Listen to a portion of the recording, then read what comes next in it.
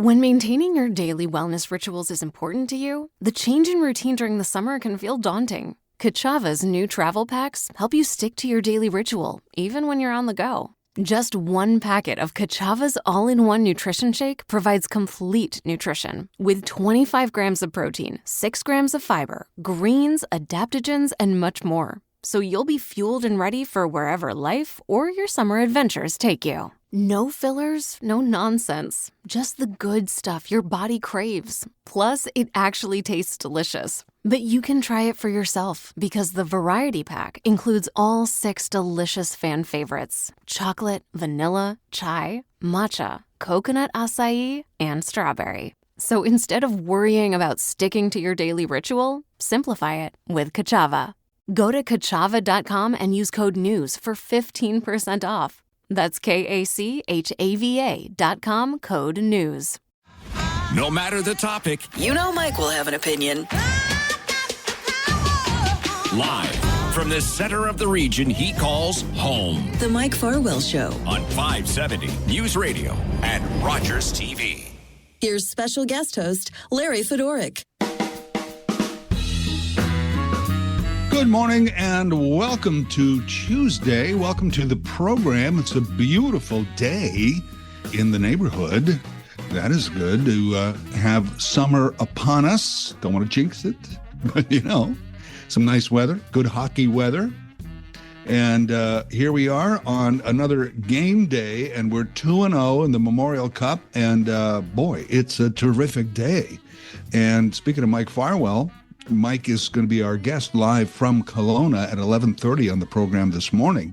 So stick around or come back for that as we get some of the inside stuff on these last two games, especially last night in Kelowna. So here we are, 2-0. Another win tonight. We play Chicoutimi tonight, as you know, and if we can win there, we're automatic into the finals next Sunday.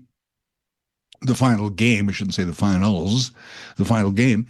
And if not, I want to get Mike's thought on what happens, because if not, and I shouldn't even entertain that thought, but let's say, then I'm interested in how the format works if everybody's got a loss, because, let's be honest, and thanks for hosting Kelowna, but doesn't look like Kelowna is going to be in.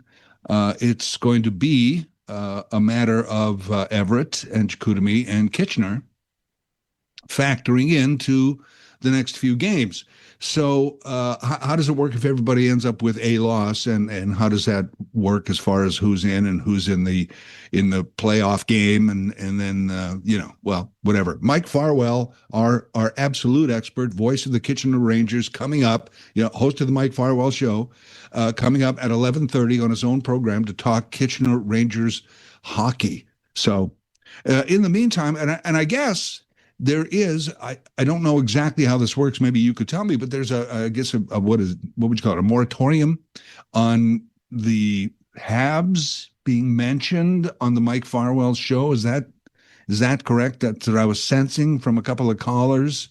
So is that off because Mike is off, or, well, anyway, the playoffs last night. So Carolina has now taken a 2-1 lead in their series against Montreal, and Vegas could in fact sweep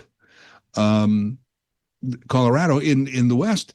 And every time this kind of thing happens, if you see, because I'm a century straddler, okay, that's my demographic. I was around for a number of years in the 20th century, and now we're well into the 21st. So those of us who are century straddlers, I think we are in an interesting position, because we remember when there was no computers, and now we're alive at a time when computers are going to end human existence, that kind of thing. So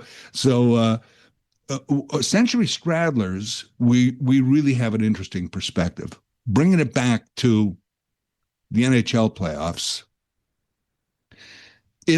for those century straddlers, if we had gone back 30, 40 years, and somebody said to me, I think good chance the finals would be Las Vegas. The NHL finals would be Las Vegas and Carolina. You'd be like, what are you talking about, man? What you gotta cut down on the on the peyote, man. You're you're hallucinating. And I'm all for expansion. I remember the original expansion. I think expansion is good, and getting hockey into more communities is good. But then expansion teams, compared to, let's say, I don't know, the Toronto Maple Leafs, expansion teams have won over 30 times. So if you go back to 67 and say, well, it's 60 years or whatever it's going to be about, and say teams that didn't even exist, weren't even a concept in a boardroom somewhere, teams that didn't exist managed to put themselves together, create a team, create a franchise, and win a Stanley Cup, some of them multiple times, when existing teams that should be champions continue to struggle. Vegas came into the league, and when teams come into the league, basically they get to draft from everybody's cast-offs and throwaways and also rans.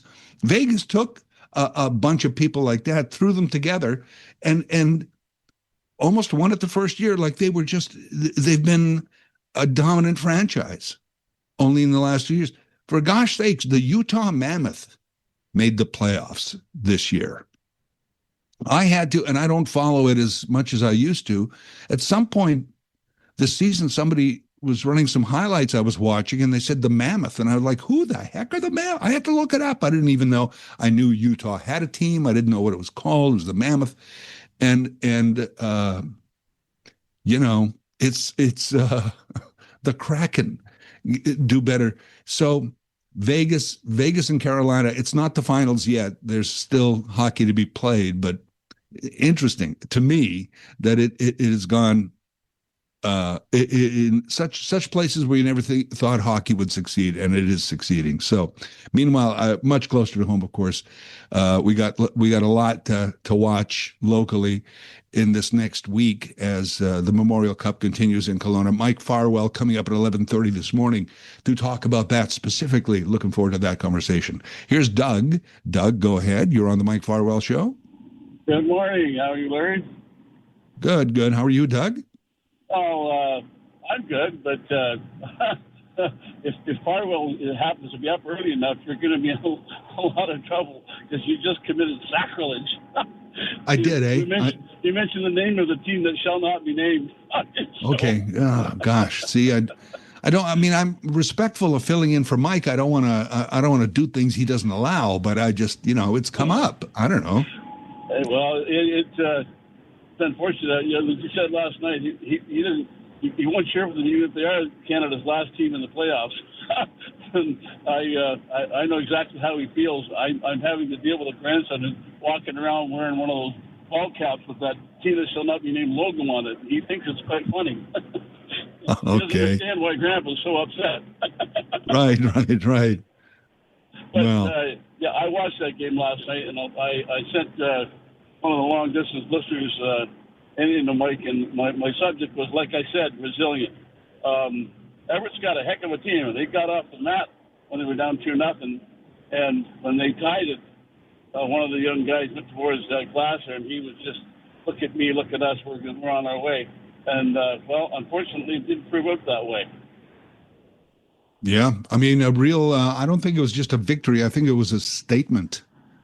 These last two games have been a statement that the Kitchener Rangers have made, don't you think? Oh, I believe that 100%.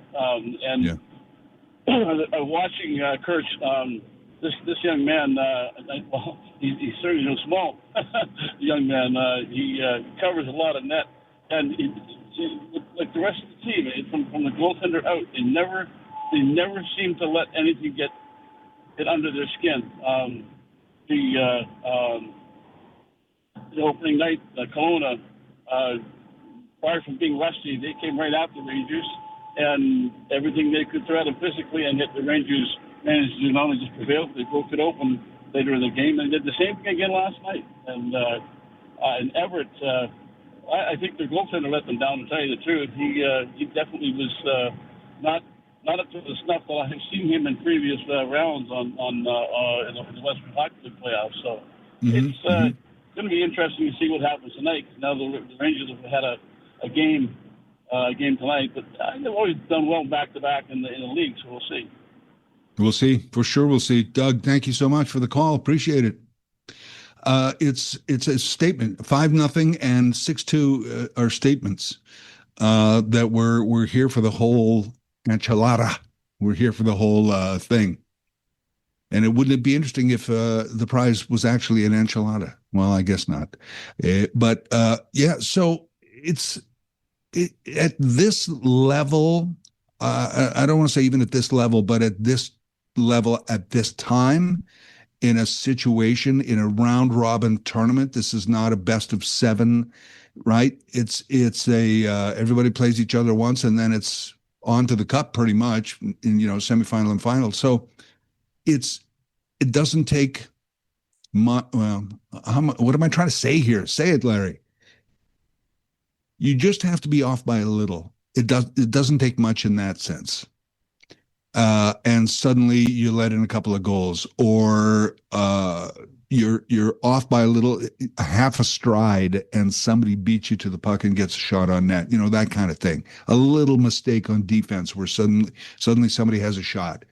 To be, and that would be the pressure on the athletes to be on your game, because everybody can't be on their game every single second of every single game. So what happens when you're off your game? And again, could be by just half a stride or a millisecond, and it changes the game. That's what I enjoy about the game at this level. Any game at the high levels. I'm going to feel the same way, and I bet about World Cup matches and Stanley Cup playoffs and everything. Just takes that a little bit.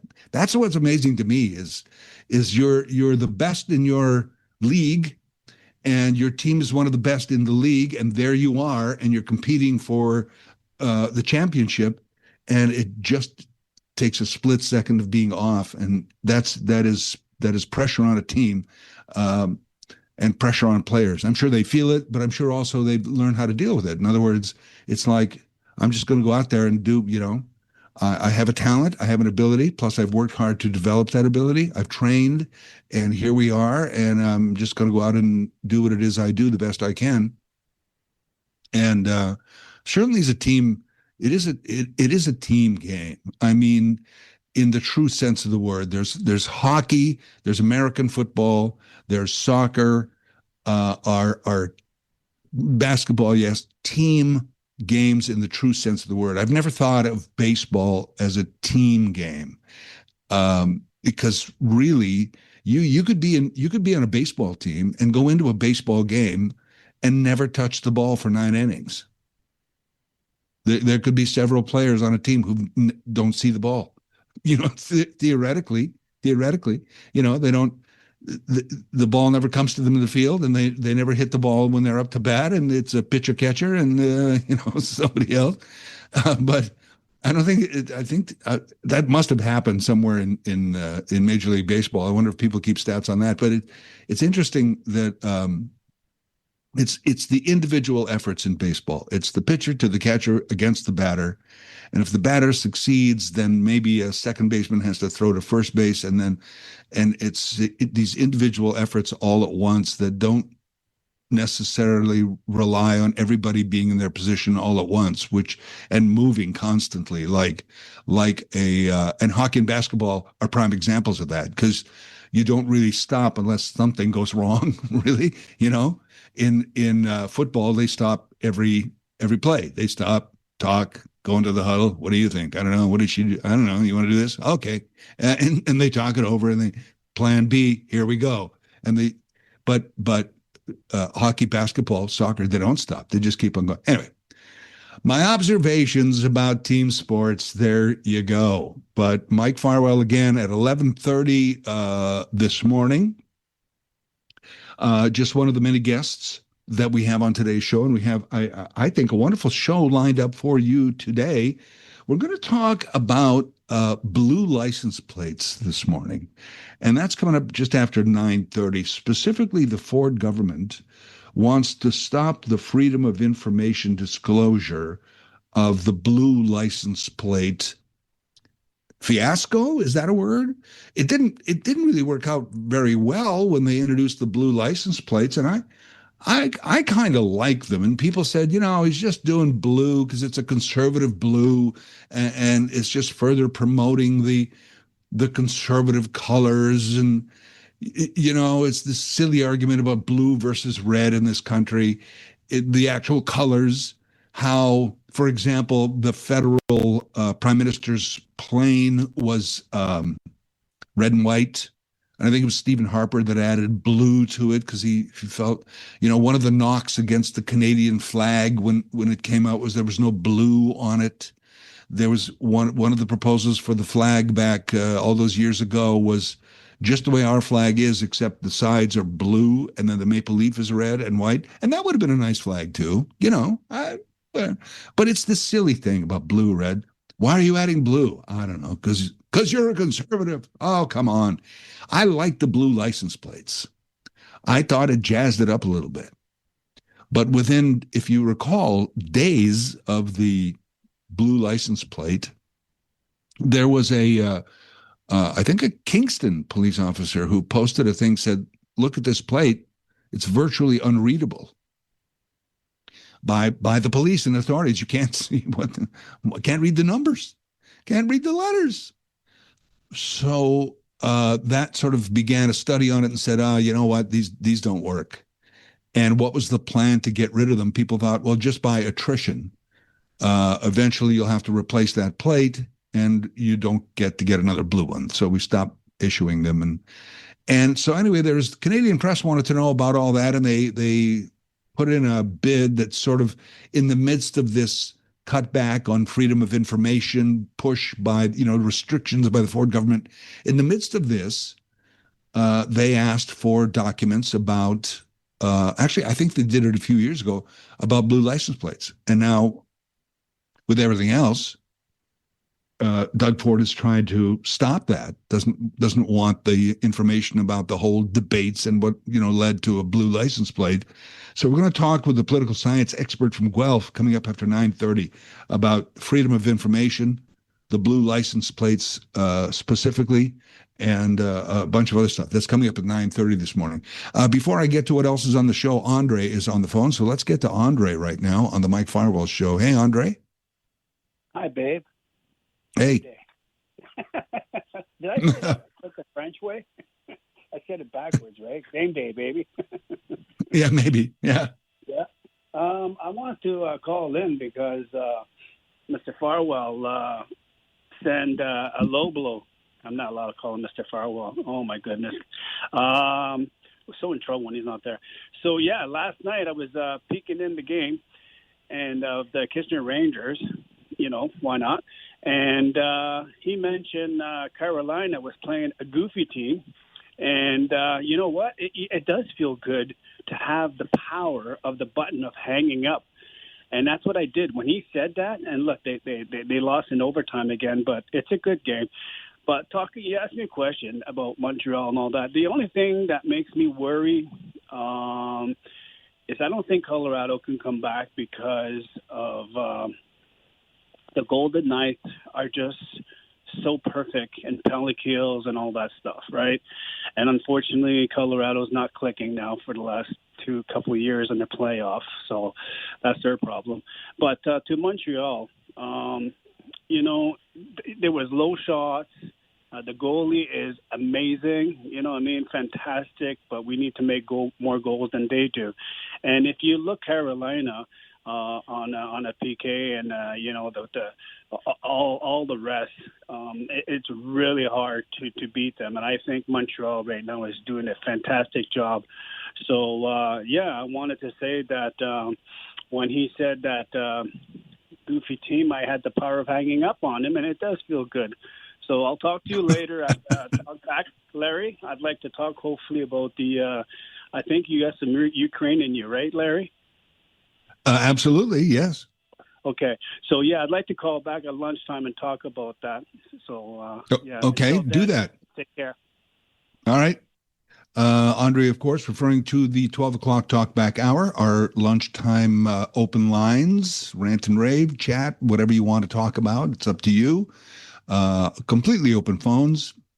And we have, of course, open phones at various spots throughout the program, but we also have a lot of interviews that we line up and interesting people to talk to. And we take comments on those as well. But noon to 1 is completely open phone lines at the 12 o'clock talkback hour. So we'll get Andre back then and you as well about various things. So I mentioned we're going to talk blue license plates and freedom of information. That's coming up shortly, just after 9:30 at 10 o'clock this morning. We're going to talk to a couple of bird advocates in Kitchener about birds that hit glass with buildings, windows. It can happen in your house, of course, too, but specifically the taller buildings. And we know this is a problem worldwide, and especially in North America, where we tend to build these tall glass structures now all the time. And the death of birds flying into them are in the millions across Canada, but we're going to get some local numbers and speak to some bird advocates about things you can do to help save some of the birds, like stickers on glass, things like that. Maybe you've seen those.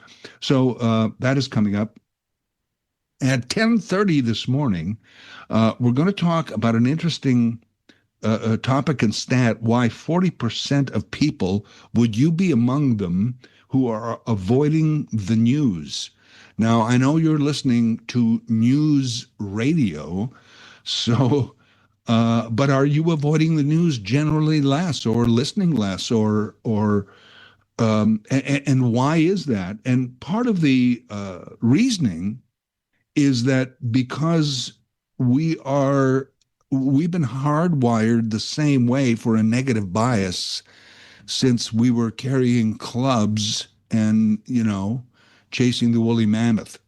That is according to one researcher from Wilfrid Laurier that we're going to talk to this morning at 10:30. So that's coming up at 11 o'clock this morning.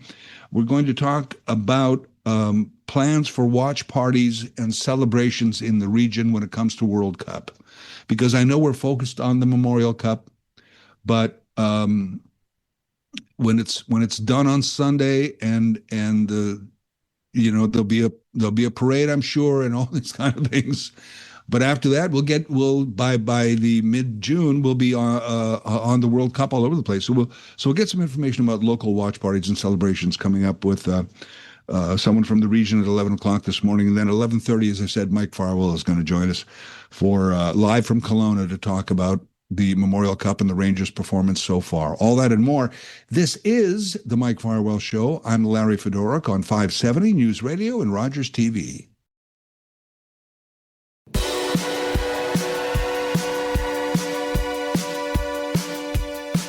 It's Larry Fedoruk in for Mike Farwell this week. Mike Farwell guesting on his program at 11:30 this morning as we catch up on the Memorial Cup and the Rangers.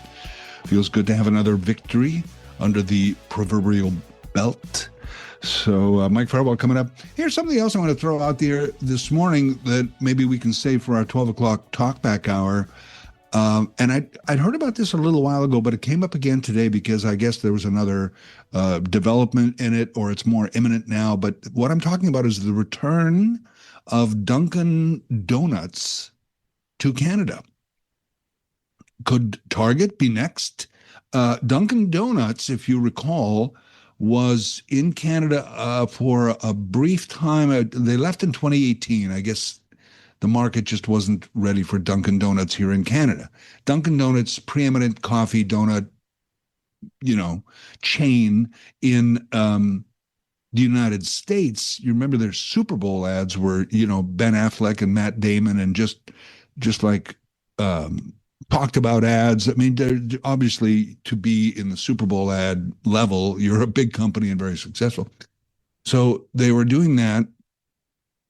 And now expanding into Canada, there's a food operator out of Montreal that has made this official, and they're going to go for a few hundred locations in the first 2 years, probably Quebec and Ontario, before they expand further out west. But keep that in mind, as because people are saying, there isn't the loyalty to Tim's that there used to be, especially among the younger generation. Wonder if that's true. And whose coffee do you prefer? Not second cup or coffee time. Those are hard to find, kind of swallowed up, not literally, but, Tim's kind of is the place. The return of Dunkin' Donuts, something else to think about. So anyway, next on the program, the blue license plates and freedom of information. Those two topics together next on 570 News Radio. Welcome back to the Mike Farwell Show. Coming up at 10 o'clock this morning, we're going to talk to a couple of local bird advocates who are trying to see to it that less birds hit glass buildings. And these are people that gather up these birds and kind of mark species and things like this and track all of these kinds of things. And there are ways which we can prevent the death of birds in this manner by hitting these tall buildings. And it's not just the Google building, although that's one of the, dare I say, culprits. But as I said, a bird hitting a glass window, it can happen in your house and does happen in neighborhoods and homes. It's not necessarily tall buildings, but those are part of the problem. So we'll speak to them coming up at 10 o'clock this morning, find out what exactly to do to lessen these deaths or perhaps prevent them altogether. So that is coming up on the program. Right now, the Ford government is wanting to stop the freedom of information disclosure of blue license plate documents. The blue license plate. Remember that. I still see one occasionally. There was no real plan to when they were found to be unreadable by authorities and just not a good idea. There was no specific plan to eliminate them immediately. It was just by attrition, I guess, to say that they would eventually be replaced.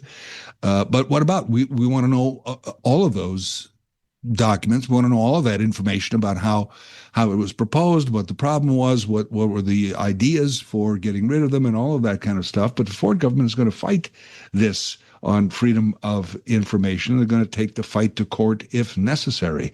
Joining us is Associate Professor of Political Science at the University of Guelph.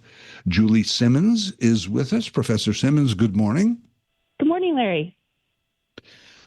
First of all, the general fight here, what do you make of the Ford government's general fight on freedom of information? I don't think anybody is on that side at all that I hear.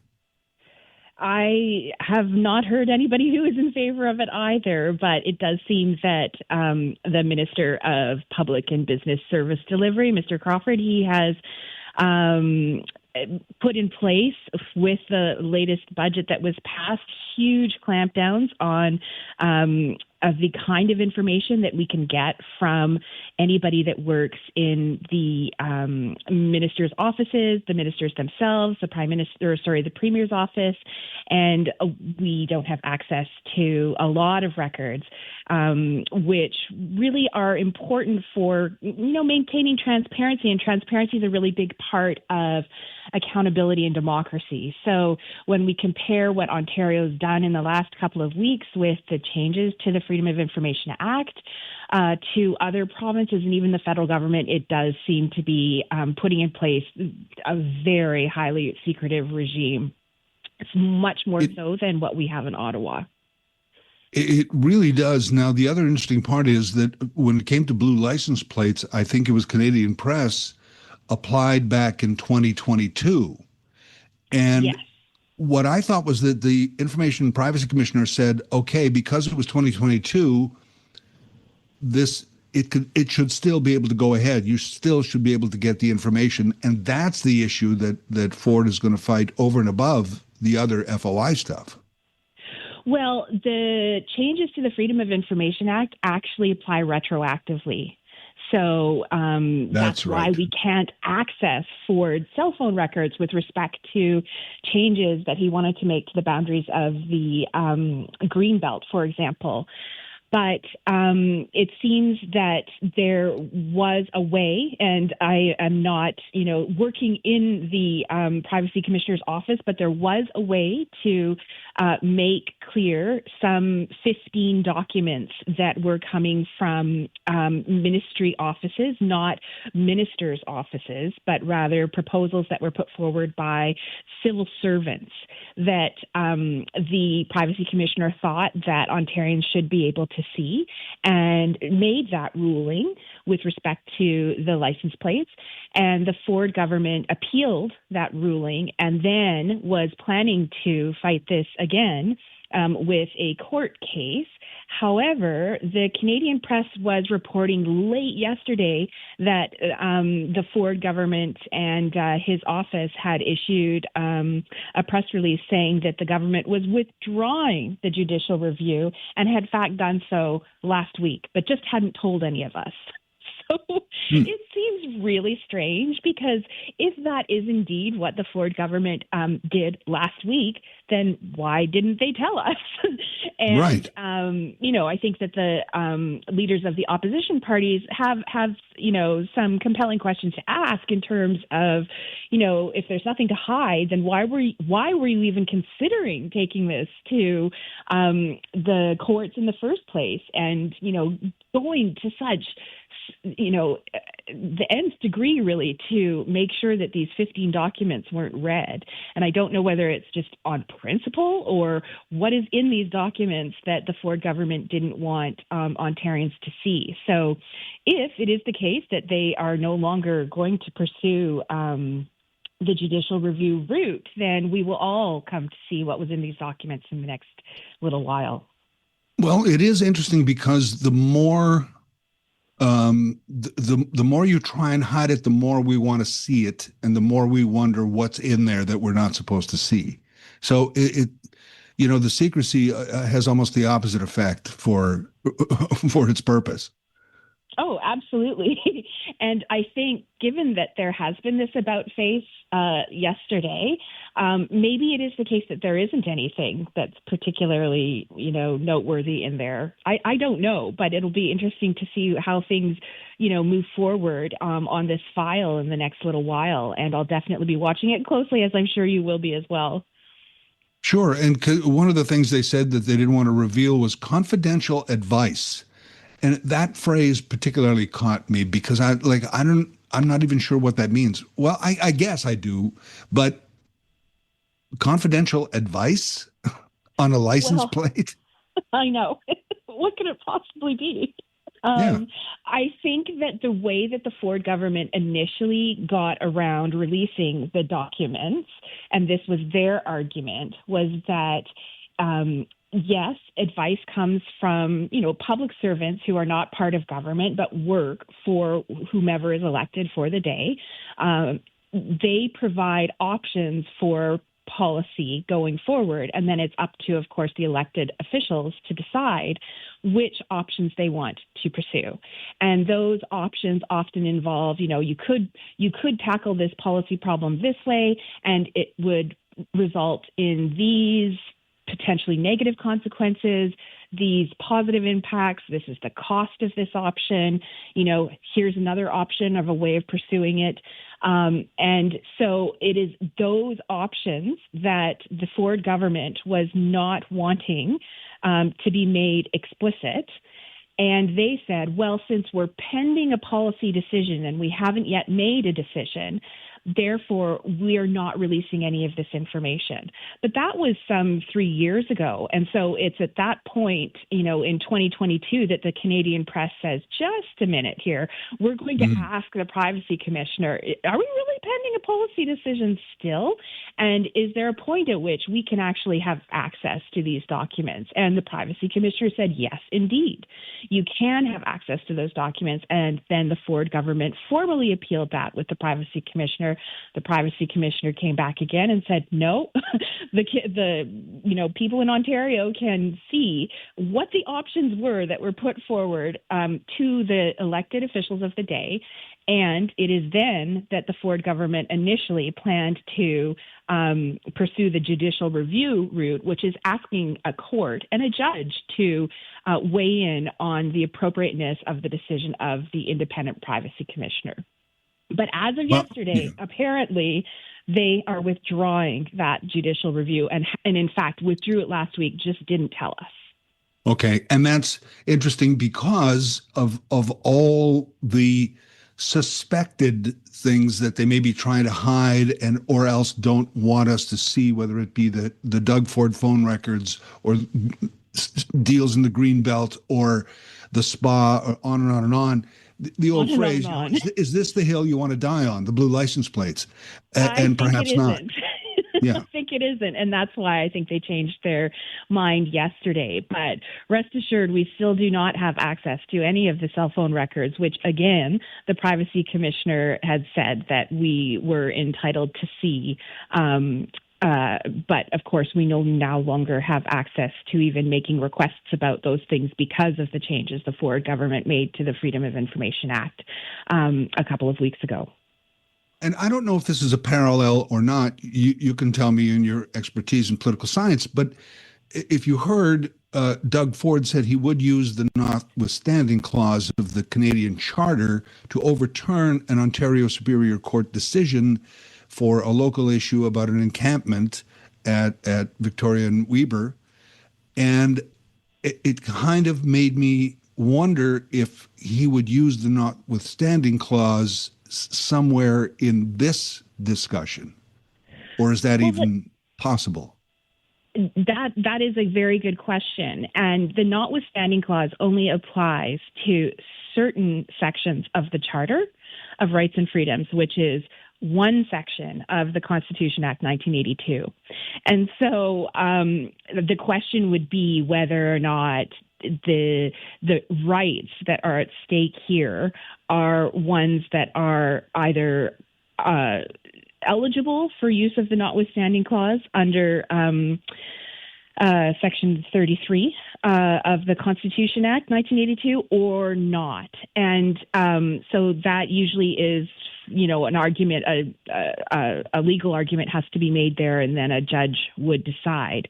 But I'm not even sure that there is a charter case here. I'm not a charter lawyer, so I couldn't say off the top of my head. But it's interesting that premiers like to throw around the use of the notwithstanding clause to override charter rights. And in fact, Danielle Smith in Alberta did this last week, saying that, regardless of the fact that there had been a Supreme Court case about the fact that there needed to be consultation with Indigenous peoples prior to a referendum, she said, well, we're just going to use the notwithstanding clause and override that ruling. And then somebody took her aside and said, actually, it doesn't apply. You can't use the notwithstanding clause in this particular case. So it's not a blanket option available to premiers or the prime minister to override judicial decisions.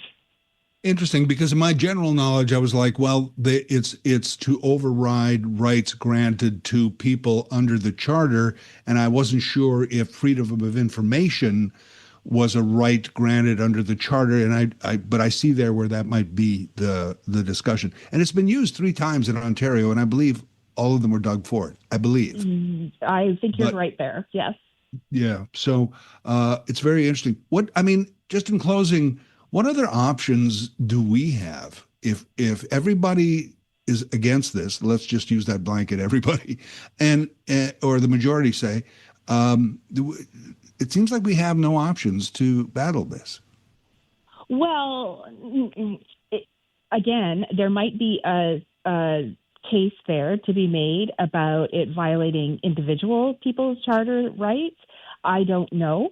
But the other thing is, if we were to elect a different government, then they could change back the Freedom of Information Act to or modify it going forward in any way that they want.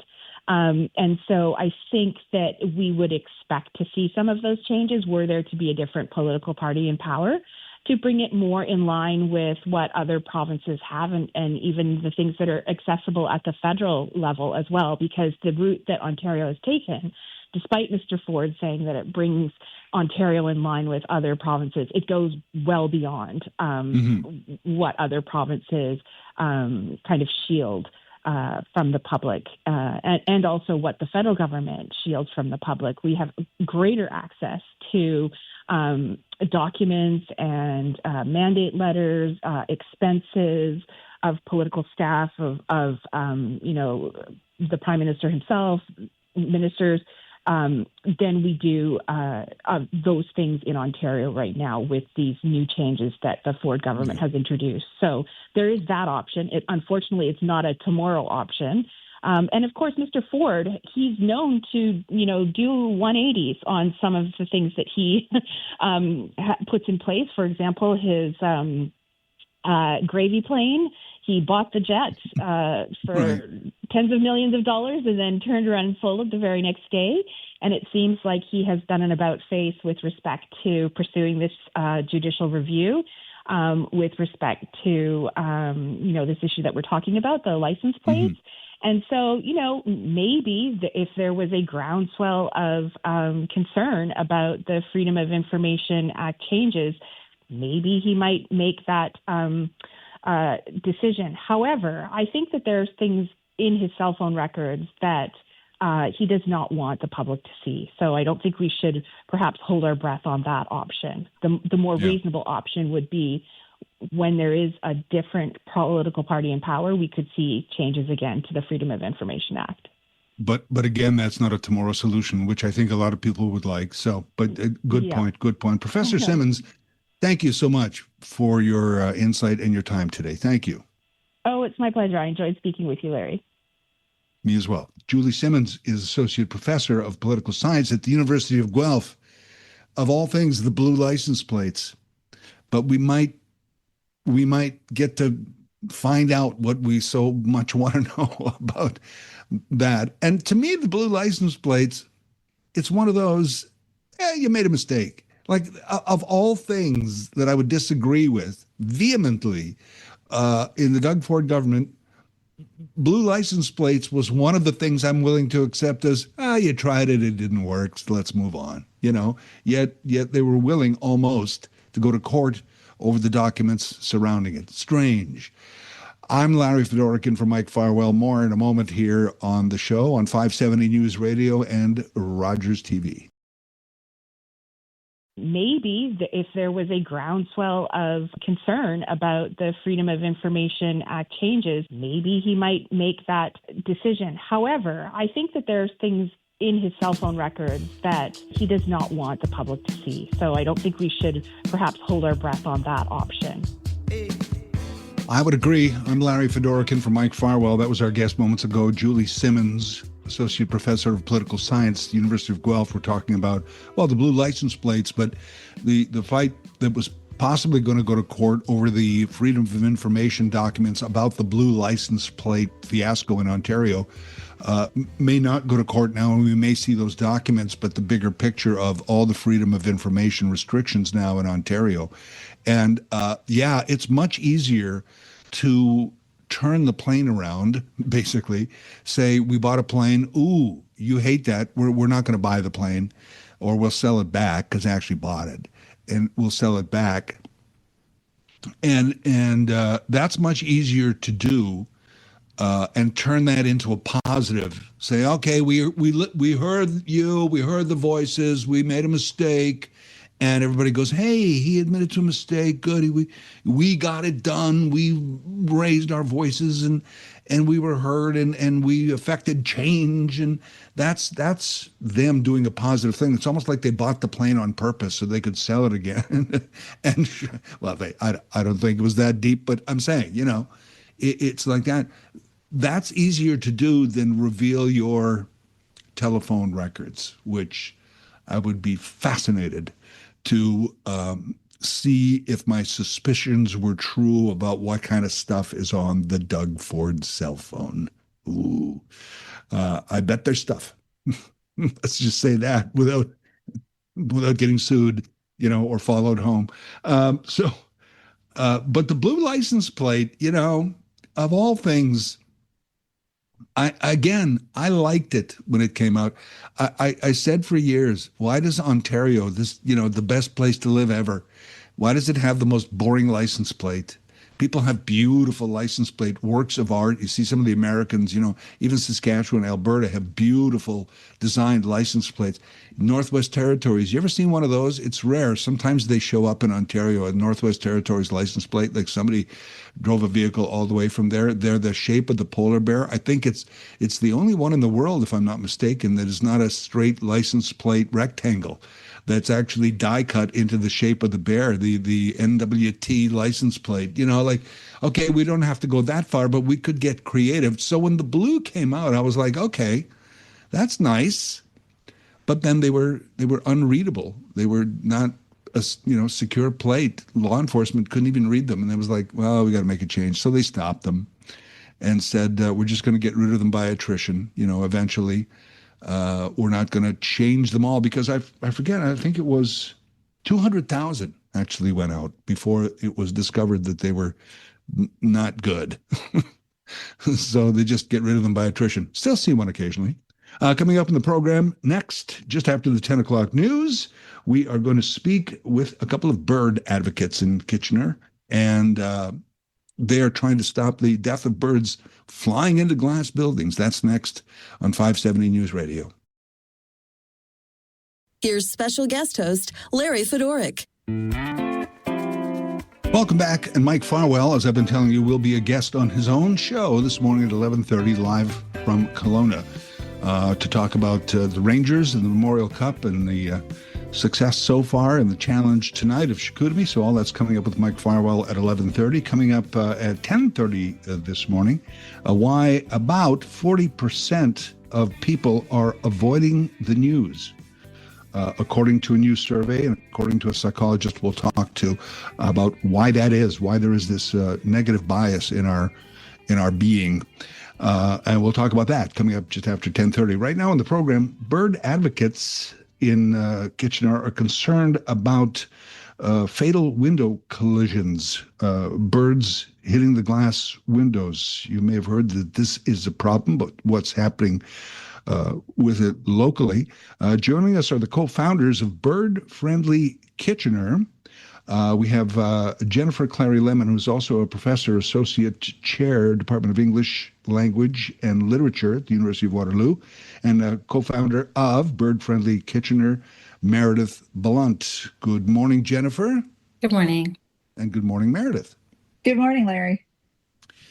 I've always been curious about this. I've followed this issue over the years of why this happens. Is it the glass buildings? Do they have to be of a certain height? And what is it in a bird's vision or radar or what have you that causes a collision? So birds don't see like humans do. That's the number one, I think, distinction between how we might think of a window and how a bird thinks of a window. So they see it they don't see it, right? So they see the reflection. So often windows are positioned in ways that reflect greenery around them, and they perceive a window as a place to, fly into because it mimics the surrounding greenery. Meredith, do you want to talk about the height by which birds fly? Yeah. So like Jen was saying, it's the reflections. It can be green space or open sky that really tricks them into thinking that there's a safe path for them to travel through. A lot of folks think that it's the really tall glass high rises that are causing most of the collisions, but it's actually quite a lot of low rise, 5 stories and under. Everything that's at that tree canopy level or below, which is really where our birds are traveling. High rises cause a different issue that actually contribute to window collisions, and we can chat about that. But yeah, they just don't perceive glass as a barrier. They see it as a clear path. Okay, that makes sense. And I always thought that it was the higher buildings, but you're right. Birds fly it as, what did you call it, tree level or what have you? Yeah, the canopy level. The canopy, that was it. Yeah. So uh, I've heard too in some of these bigger buildings, maintenance people, it's their job every morning to walk around the building and gather up the birds. My goodness. But that's something you do, I understand, with Bird Friendly Kitchener, is you gather and track and mark down the number of birds and the kinds of birds. So our other unofficial co-founder, Bob Williams, who's not here, is very invested in the collisions that were happening in the States at McCormick Place, the work that Flap was doing in Toronto, and he and two other of our volunteers wanted to start a subcommittee within Bird Friendly Kitchener to start having a look at what problem areas Kitchener might have as a city that's growing and as a city that already has glass buildings. So collision monitors get up very early in the morning. They get up at before sunrise, which is in the summer. Peak migration is right now, and we know how early the sun rises. They're getting up very early. They're going downtown. They're walking along routes that we've established that kind of move by our buildings of concern. And unfortunately, probably 98% of what they find are dead birds. And when we do find a bird that is stunned but living, we do get it to triage. I think Meredith has a triage bird sitting in that yellow basket right behind her. I do. But even then, I think that there's some misconception that a stunned bird will go on to live a good life, even if they fly away. But most of the time they don't. So really, a window collision is almost imminent death for a bird. Oh my goodness. Is it a particular kind of species that's more vulnerable necessarily? And part B of that question, time of day. Does it daytime, nighttime? Like Jen was saying, so early in the morning with sunrise, dawn seems to be the highest peak collision. It can, of course, happen any time of day. We're starting at 5 a.m. right now, and the first light's kind of in the sky. And as for the species, there is actually great data on species that are more inclined to hit windows, and they're ones, unfortunately, like our city bird, the dark-eyed junco, warblers, white-throated sparrows.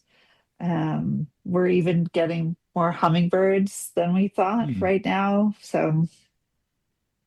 And it's important to know that the numbers are up during peak migration season. So, in late April to early June, and then in late August to early November, that's when we have large amounts of birds flying through our area. So many of our volunteers are seeing some amazing bird species that we would never see unless we were going to make the trip, let's say, to Point Pelee and see migratory birds. And the first time they're seeing them is after a window collision. They're dead. Oh, that's such a shame. Are there things that can be done to prevent these, or at least lessen them, or can they be prevented altogether, I guess, other than not building glass buildings, should we say?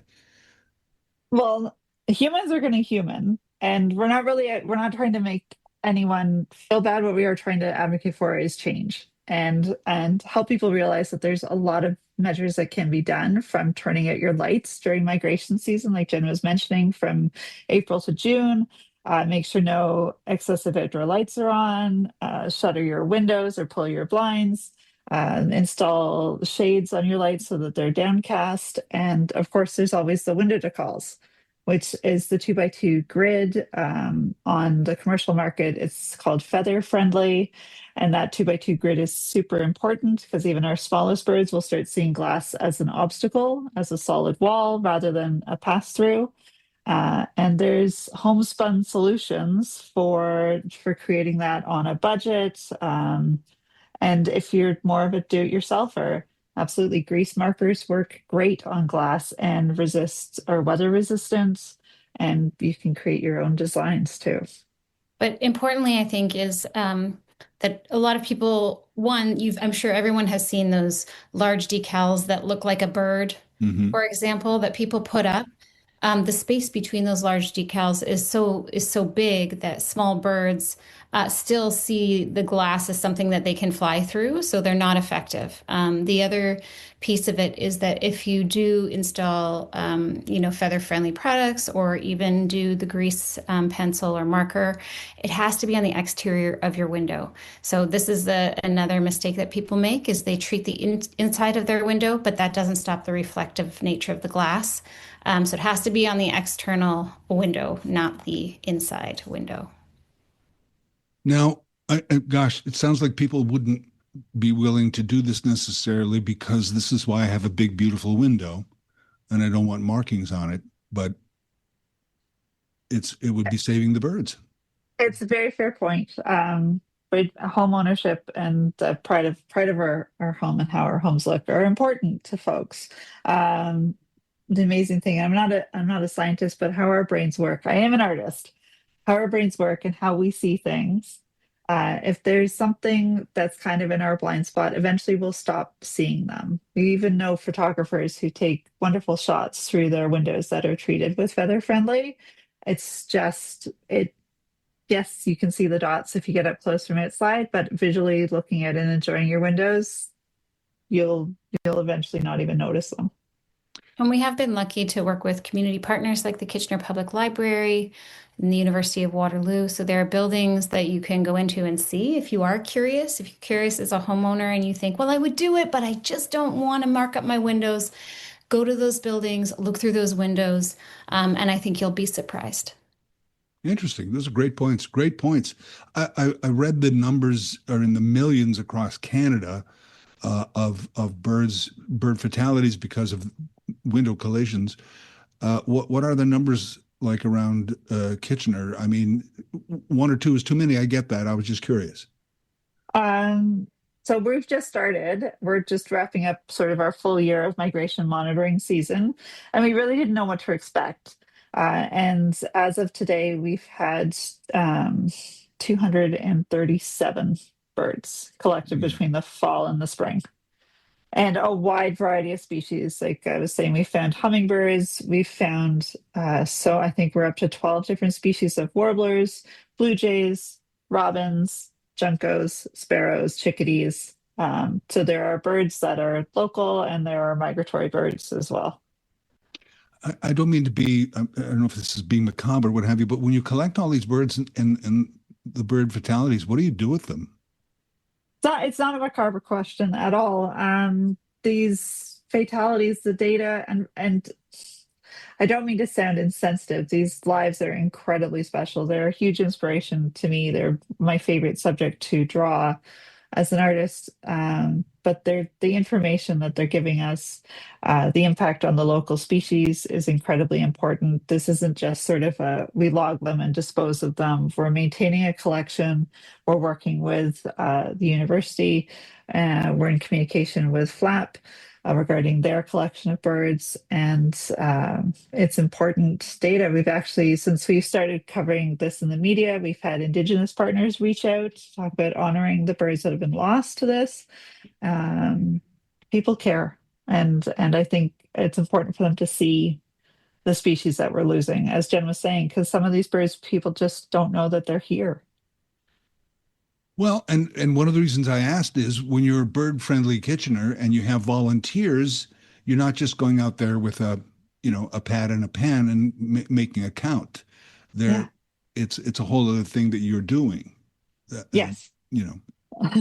It is. And very much not just inspired, but trained as per the FLAP protocol in Toronto for the data collection as well as the bird collection. So our volunteers and our own health is taken into consideration. We use protective measures and we stay consistent. So our information is really clean and accurate.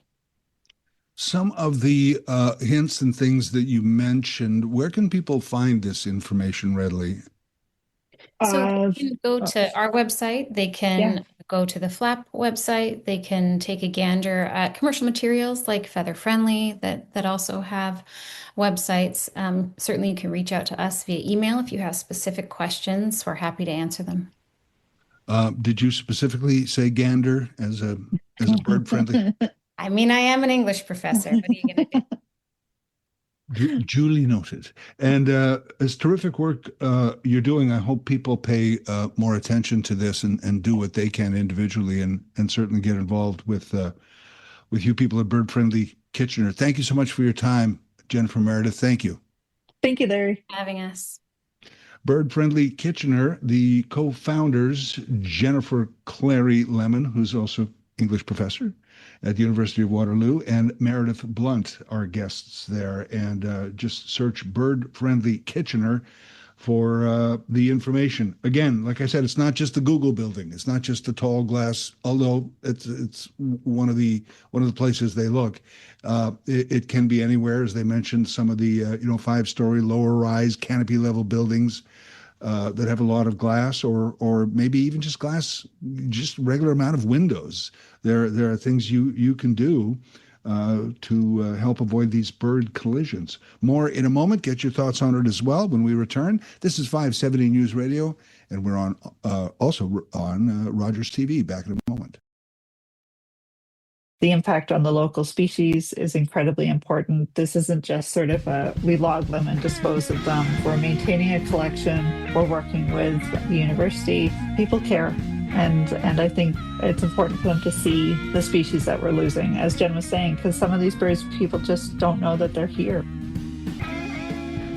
Larry Fedoruk in for Mike Farwell. That was Meredith Blunt moments ago here on 570 News Radio, co-founder of Bird Friendly Kitchener, along with our other guest, Jennifer Clary Lemon, talking about bird collisions. And Bird Friendly Kitchener is currently working, volunteers mostly, to track and monitor and look at numbers of and locations of bird collisions, fatal bird collisions in Kitchener.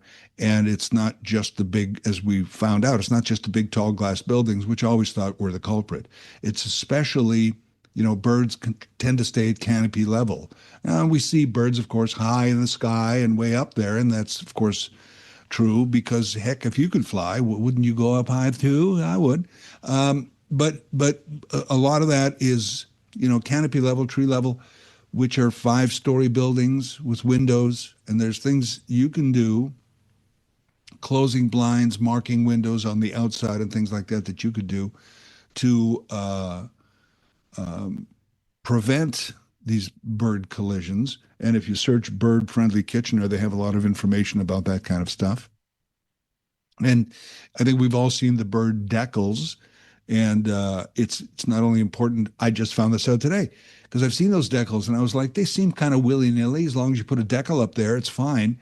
But birds don't think of it that way. Birds see that if they see a bunch of decals of birds and they go, well, I can fly between those birds, and they still end up hitting the glass. So you actually have to be very strategic. If you're putting decals up to prevent bird collisions, you apparently have to be very strategic as to how you do that as well. So it's interesting as we want to I think we want to coexist with nature as much as possible. We have certain animals that are in an urban area that we coexist with. Some we tolerate, squirrels, others we do not. When there's coyotes suddenly going in, it's like, well, I don't know if I don't mind a squirrel around, but maybe the odd raccoon. But the birds, certainly we want to coexist with the birds, and we want to keep the birds alive. Very important to the ecosystem. Here's George. George, go ahead. You're on 570 News Radio. Yes, good morning, Larry. 100% for sure. We want to coexist. We want to live in harmony with the animals and birds around our area or your area, wherever you're living. But I think I did something that's not helping, Larry. I've got a big, beautiful bay window in the backyard, or facing the backyard. And it's not a clear window. It's one of those windows where it's a bit tinted. And unfortunately, we have had a few incidents where birds will fly right into it. So I'm thinking I should be putting up those stickers that we're talking about. Well, they even talk about, grease pencil. I mean, probably a sticker is much more aesthetic than your hand drawing on a outside of a window, maybe. But yeah, maybe Yeah, so. I need to do that because our window's big and it deceives the birds a little bit. It's not like a clear window, and I think sometimes they think it's just open sky, and then we of course hear the noise when they hit it. No. Well, yeah, George, thanks for chiming in on this. I appreciate it. I had an incident, and I was describing to our guests off the air, lived in the same place for a while, and it's mostly brick, and it's got, of course, windows, but we also have balconies and full sliding glass door to get to the balcony, which, as balconies go, is fairly spacious. And I remember watching. I remember I was watching tennis, oddly enough, on a Saturday afternoon. Gosh, the days when I used to do that. Anyway, and I hear a ka-thunk on my balcony. I'm living pretty high up, so in other words, it sounded like a tennis ball hit my window, and I'm like, I'm a little too high up to have a tennis ball at that volume. So I'm like, well, let's. The window's intact, everything's fine. It was just a loud thump. So I cautiously walk up to the window and I look down on the balcony, and there's a pigeon there with no head. I mean, literally the head, it was flying at such a rate that the head was jammed right into the body, and it was just, and I'm not good with dead anything. I'll tell you that right now, dead pigeon. I was wearing goggles and gloves and boots, and to kind of sweep that thing up and toss it in the trash and take the trash to the dumps. I mean, it was just awful when it happens. And somebody like Bird Friendly Kitchener, who goes out every day and picks these things up and keeps track of them and keeps track of species and times and all that in order to further the prevention, I applaud wholeheartedly. Thank you to our guests, the co-founders of Bird Friendly Kitchener. Why are more and more of us avoiding the news? This spoken on a news radio station. We're going to speak to a researcher in developmental psychology about why this is. That's coming up next on 570 News Radio and Rogers TV. Here's special guest host, Larry Fedoruk. And my guest will be Mike Farwell, coming up at 11:30 this morning, live from Kelowna, talking more about the Rangers Memorial Cup, what we've done so far, which has been outstanding, and what we have facing us ahead, all coming up at 11:30. And hard to imagine now, with all the focus on the Rangers, that in a couple of weeks' time or so, we'll be focusing on the World Cup, with all of these games in Canada, 6 in Toronto, I believe.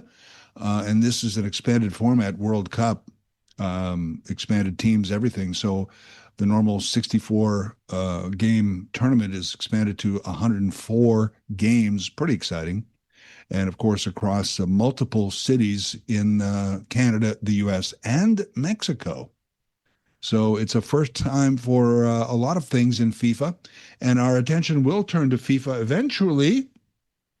Because of that, coming up at 11 o'clock this morning, I'm going to speak to the Arts and Culture Manager for the Downtown Kitchener BIA, and we'll talk about the plans for watch parties and celebrations during World Cup when it comes to Kitchener. So all that is coming up on today's program.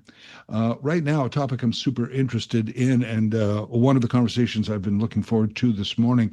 According to a recent survey, 40% of us are avoiding the news. And we want to find out why. I mean, there's an obvious answer, but let's dive into this with a researcher in developmental psychology who teaches at multiple universities. We are joined by Ali Gisemi. Ali, nice to have you here. Thank you for joining us. Hi, Larry. Good to be with you.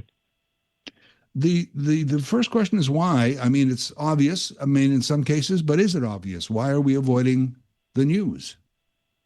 Absolutely. Actually, it's, the reports show that 40% sometimes or often are reporting basically avoiding the news, according to this report.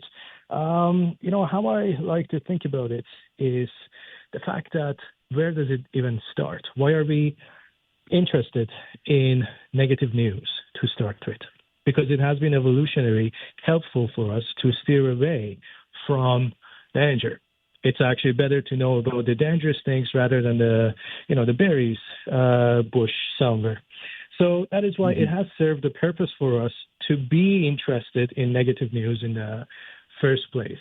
But then, just like it is good to be interested in sugars for calories to survive, it has been beneficial for our survival. But now we are surrounded by negative news from all over the world. It's just like how we figured out how to make delicious desserts high caloric, and now we can't stop eating them. Same with the news, but the difference is that people know how to manage calories and desserts in a better way because it has been discussed about, but people are not really equipped as much in terms of how to manage the news intake, and in this case, especially negative news intake. So many people resort to either overconsumption or avoiding it as a whole. And this is one of the theories that could explain why people are avoiding news in general, because it is going to impact them and they are prone to overconsume it. Right. So we're still that same human race where we have to be aware of the rustle behind the bush. It could be a dangerous tiger, or so it's called a negative bias, I believe. Is that correct? We have this negative bias that's hardwired into us, so to speak? That is correct. Absolutely. Yes. So we are wired to be more aware of what's happening around us. Our system hasn't changed, at least for the last thousands of years, but our society has. So we do have this bias, a survival instinct, to be more prone to be aware of the negativity and the negative news around us. So we can't just walk away, or can we? I mean, I guess that doesn't sound like a solution, just to be unaware, because dangers lurk, if we're going to use that analogy, right? Well, absolutely, especially in a democratic country and a democratic society. We need to be aware of what's happening around us. And that's exactly the notion. Just like we cannot avoid calories in general, because it is essential for our survivals.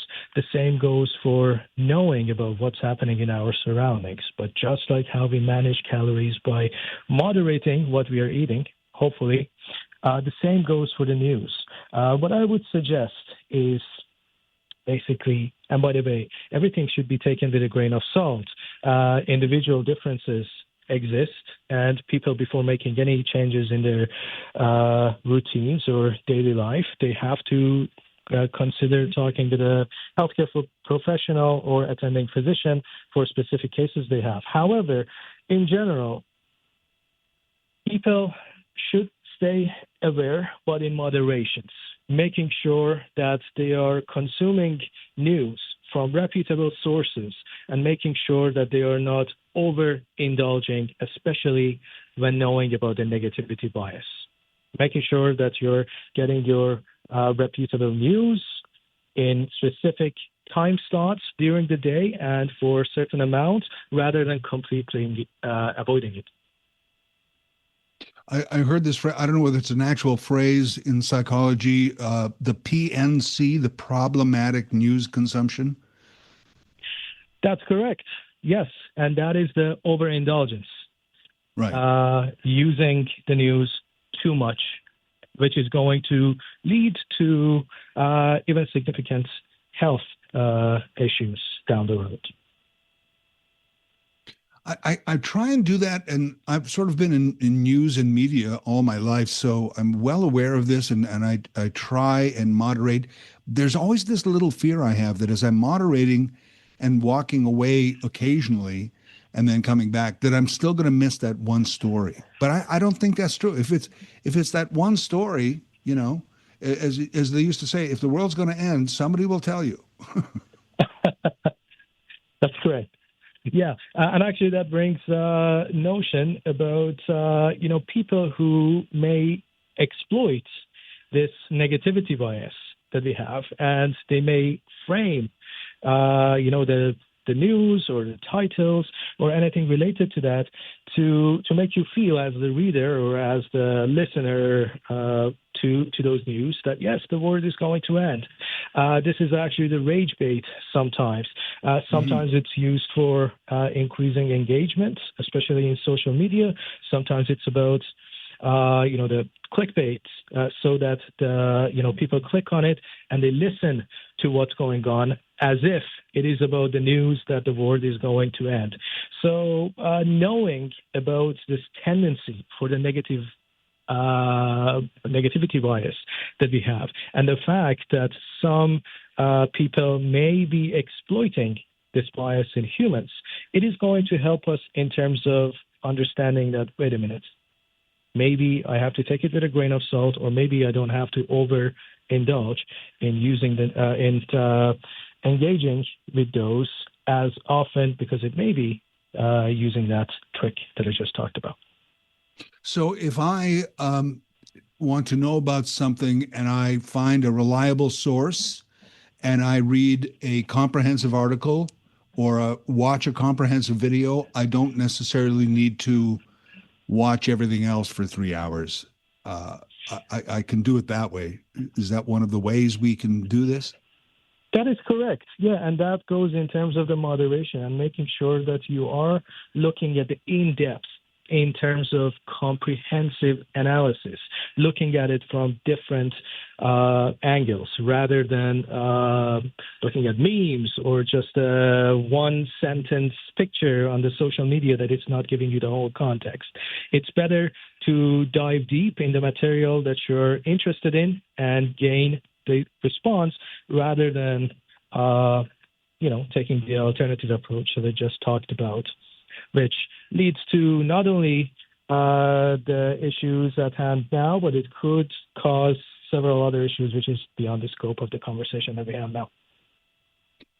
Because though we may be hardwired and a survival instinct to be aware of the negativity so that we can avoid it, our brains weren't really made for this we have today, the onslaught. Our brains weren't really made for that, were they?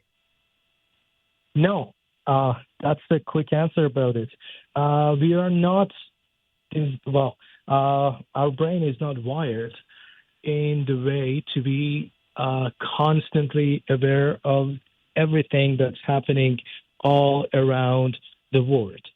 There is the information overload, which fortunately or unfortunately, but in general, we have access to about what's happening around the whole globe that we are living. And this can lead to the overload and the information overload for our brain. I'm going to come out of left field here, Ali, sorry, but is there a role for artificial intelligence in this to be able to disseminate this and give us a comprehensive outlook without us having to go through constant negativity? Or is that, have you thought of that? Is that something that maybe AI could do for us? Well, it's actually very complicated in terms of talking about that, and I am not going to delve too much into it. However, AI, it has shown to have positive elements associated with it as well as negative ones in terms of the algorithms and how it is, in a sense, even in social media, curates what you get exposed to. So it's a double-edged sword. Mm-hmm. It could be used for positive, but also it could be used for negative because it may feed into the negativity bias, because some algorithms are made to maximize engagement, and sometimes negativity gets more engagement. So we really need to be cognizant about both positive elements of the artificial intelligence in support and also potential consequences that it could have and negativity that it could lead to. That's a great point. That's a great point. And just to recap here as we wrap up, again, we can't just walk away. So if you could go over that again, the answer is is what? Yeah. The answer is what? How in moderation and consuming it? What do we do? The answer is not completely ignoring it. The answer is moderation and making sure that we look at it with the notion of understanding our tendencies, our biases, and also what is going to work for providing us with the information we need rather than overindulgence. I enjoyed the conversation, Ali Jassimi. Thank you so much. Likewise, Larry. Good to be with you. The survey says, at least one said, about 40% of us are avoiding the news altogether. Recent study, and numbers sometimes even higher of the amount of people just saying, turn off the news, turn off the news. And that's okay to do occasionally, but it's something we can't, it's just not good for us to turn it off and not be aware at all. So I like the idea of finding comprehensive sources, getting a basic knowledge, and then moving on to something positive in your life that's not a negative news story necessarily. And people criticize news outlets sometimes and say, well, all you're reporting is the negative stuff. Why didn't you report the And it's funny. I don't think we do that, for example. I think we're always on positive stories. Hey, the Rangers, I mean, with sports can often be very positive stories. Or where there is a problem, what people are trying to do to fix a problem can be a positive story. Or there's a festival coming up is a positive story. You know what I mean? This kind of, here's the weather, it's a sunny day. That's a positive story. There is news outlets report positive stories. You just don't remember them. You don't, we have a negative bias because we're hardwired to be aware of negative, because negative things were always potentially a danger to us. So when we were walking around with the clubs and the caves, we had to be aware of the negative because it was a survival instinct. We may have sat there on a rock at the end of the day and enjoyed a sunset, but we had to be aware of the negative. And that's always been the way it's been. We're still wired that way. So we remember the negative. We notice the negative more. We, it's the old story. You have a bad experience or you have a good experience. You tell somebody. You have a bad experience. You tell 10 people because, oh my gosh, this traumatic bad experience. So it's the negative bias that we have to overcome. Your thoughts on this? More in a moment here on 570 News Radio and Rogers TV. The answer is moderation and making sure that we look at it with the notion of understanding our tendencies, our biases, and also what is going to work for providing us with the information we need rather than overindulgence. Everything in moderation, including moderation, I suppose. I'm Larry Fedorkin for Mike Farwell. Our guest moments ago there that you heard was Ali Jassimi. He's a researcher in developmental psychology, teaches across multiple universities in those fields, and something that I'm very interested in always. Well, two things. One, negative bias and the negative news, and secondly, the history of the human race and how we are hardwired for certain things in our lives that we have to understand. Our brains work in a certain way. We've come a long way since dragging our knuckles on the ground, but there are certain parts of us that still go back centuries and millennia as to the human race. And one of them is a survival instinct, right? And the survival instinct includes this negative bias where we have to be aware of the negative, the bad, we have to know. And that's to understand that that's partly our attraction to negative news is perhaps why we think there's so much of it. Well, there is a lot of it. As I pointed out a while ago, there's also good things out there. And I'm not saying that we have to be all sunshine and lollipops and only listen to the good stuff, because that's not survival. We have to be aware. But once we're aware, then sunshine lollipops wouldn't hurt you either for part of your day, right? Not at all. Not at all. It's the balance. It's the moderation. It's the awareness because we have a tendency to be drawn to negativity, and it sits in our brain more so than a positive experience. It's more bothersome. It's more memorable. We have to just understand that these are things of the human race that we can also affect.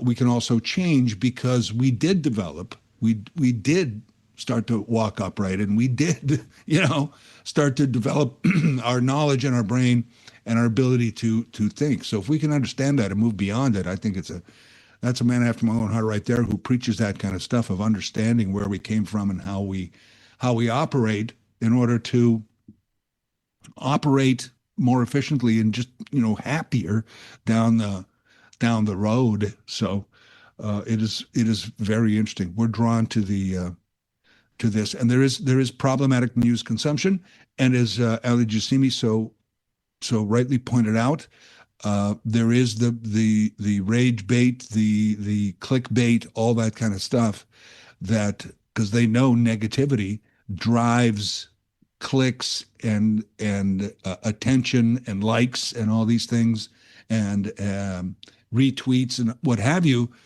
and they purposely go after that because that is that clicks and likes and all that are revenue based right now. So if I don't get enough likes on my podcast, why don't I just rant and rave and be negative and and maybe I'll get a higher amount of views, and wow, there I go. Suddenly my podcast is more successful. There are people who make a business out of that, and it's sad because it's not. Though we're designed to have a negative bias for our own survival, we were not designed, our brains were not designed to function at this level of negativity. It's the problematic news consumption. So though a lot of people are avoiding news, simply walking away is not the answer. We have to work on kind of this moderation, if you will. So it's a great topic. It's a great topic, and I thank Ali Jassimi for coming on to explain it to us. On to some positive, as I said, the Kitchener Rangers, Mike Farwell, coming up in about a half an hour, live from Kelowna to give us the latest on that. And then before that, but after that, if you will, these are both things. At 11 o'clock, so before Mike, but after the Memorial Cup and all that settles down, we'll turn our attention to World Cup, and we'll speak to an arts and culture manager from downtown Kitchener, BIA, about what's planned for watch parties and FIFA celebrations during the World Cup. That's coming up just after 11 o'clock here on News Radio 570 and Rogers TV. Here's special guest host Larry Fedoric. With my special guest Mike Farwell after 11:30 this morning, live from Kelowna, to talk about what happened so far and the game tonight and this upcoming week in Memorial Cup hockey, of which the Kitchener Rangers are dominating so far, 2-0. That is excellent. Mike Farwell coming up just after 11:30. At noon, our 12 o'clock talkback hour. We do that every day, of course, but today I have a few suggestions as to what you might want to talk about. But it is up to you in the 12 o'clock talkback hour, where we open up the phone lines. Just absolutely. It's all open, and whatever you'd like to talk about, we are willing to at least hear, if not discuss, coming up in our noon to 1 hour. Right now, and as we've been talking, a lot of attention on the Rangers and the Memorial Cup right now, and also, I guess, Stanley Cup playoffs are going on. We love the Jays. Yeah, lots going on. But in a couple of weeks' time, it's happening so fast, a lot of attention will focus to the World Cup, the extended format, the multiple locations, and of course, a number of them being games in Canada and 6 up the highway in Toronto. Here to talk about some of the plans for watch parties and FIFA celebrations in downtown Kitchener, the arts and culture manager for downtown Kitchener BIA is Arnold Yeskus, and he joins us. Good morning, Arnold. Good morning. Thank you so much for having me. Well, thanks for coming on. It is coming up. We were kind of talking about this. how it seems far away, but it's not. And I guess for you guys who've been planning this for a long time, it is coming up fast. Yeah, it's coming up very fast. You know, the FIFA World Cup happens every 4 years, but I feel like this last year just felt like a couple of weeks, especially these last few months, just trying to find out how we can have downtown Kitchener included in the festivities. And how are we going to do that? Well, we are very excited to announce that the Downtown Kitchener VIA is hosting a program called DTK Welcomes the World, and that is the Waterloo Region's only full tournament screening in downtown Kitchener. So at the Kitchener Market, we are bringing in a 21-foot screen that will be placed on the piazza, which is just the outdoor courtyard, just out front of the main doors there. And we will be showcasing 100 plus of the FIFA World Cup games. So whichever team you are supporting, there will be a screen there and some live broadcasting for you to come and enjoy. Well, wow. Okay. Because I think the FIFA tournament this year used to be like 64 games. It's only about 104 games. So almost all of them, you're saying. Correct. Yeah. And to your point, so FIFA for the last few tournaments was 32 teams. This year, they expanded it to 48 teams. So now the games, there are 104. So almost all of them. There are a few that are played on the West Coast. So it's a bit later for us. So those are the few that we won't be broadcasting, but I believe it's about 101 games that we are showing. Wow. Yeah. But I mean, even that, and I understand that, some time constraints and bylaws and things like that, but even those West Coast games aren't that bad. I mean, considering that we would watch games at 8 in the morning and middle of the night, if they're, other places around the world, we've always done that. Yeah, absolutely. The last World Cup was in Qatar, and myself, I was up at 5 a.m. to catch all the games. So this is just such an incredible opportunity. One, many of the games, as you mentioned, are hosted in Canada, and the timing of the games, it just works perfectly. So it was really, it was kind of a no-brainer just to think of, bringing this activation to downtown and celebrating the World Cup. Well, and part of it too is because you can sit at home and watch the game all by yourself if you want. But part of watching big events, and especially like FIFA, is being part of a multitude. Being in a crowd watching a sporting event there's nothing like it. Absolutely. The atmosphere is super important. And, that's why we want to have a big screen, because we find that adds to the atmosphere, and just having people around you, whether they're cheering for the same team or the opposing team, it still adds to the environment and just an overall experience. So we're very excited to bring that. So you'll be there for what's game one, June 12th? Is that right? Yes. So opening ceremony is June 11th, and then it runs all the way until July 19th. So like I said, about 101 games. And it's, like I said, it's a free screening. So there's going to be lots of tables, lots of comfortable seating. There's bathrooms, parking on site, and there is a bar as well that will be open for every game 3 p.m. onwards daily. And then I should mention that for the Canada game specifically, we are hosting block parties is what we're calling it. So for 2 hours before each Canada game, there will be live music, there'll be vendors, lots of games, activities available for all ages, free to attend the entire month long.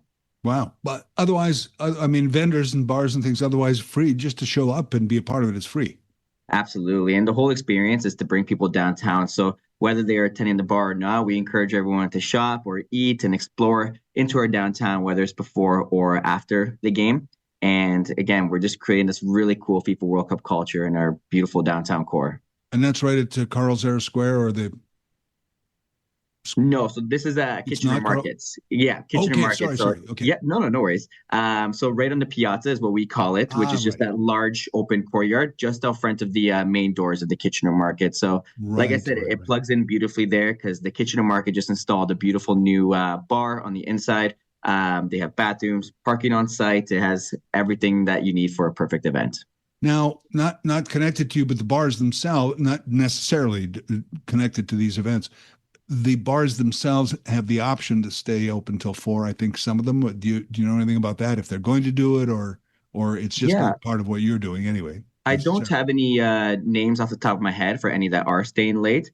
I definitely think it's a really cool opportunity, especially for the sports bars. And again, we have those West Coast games where some of them will go until maybe 1 a.m. So if fans want to stick around and enjoy some beverages or celebrate their team winning or just even being a part of the World Cup, I think it's a really cool opportunity for our businesses for our bars, especially the sports bars. And I hope many of them take advantage of it. We won't be definitely operating until that late. So hopefully after the games wrap up at our watch parties, people can explore into the bars and businesses in downtown. Now, as your role as arts and culture manager of the BIA in Kitchener, that's one thing. But I'm hearing now that you're also a big fan of the game and of the World Cup. Yeah, I mean, I was very passionate about bringing the game here, and that comes from, of course, my passion of the game.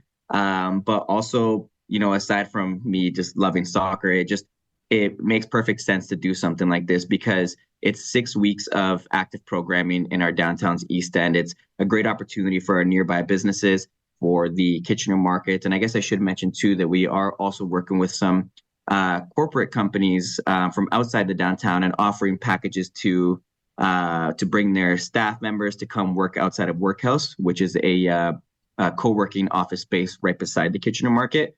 So it's a great way for other offices or businesses to have like a team bonding experience.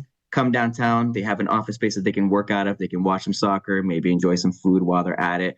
So as much as it is exciting for me to watch soccer, it's also just such an incredible opportunity that checks off so many boxes that can help our downtown, especially the East End.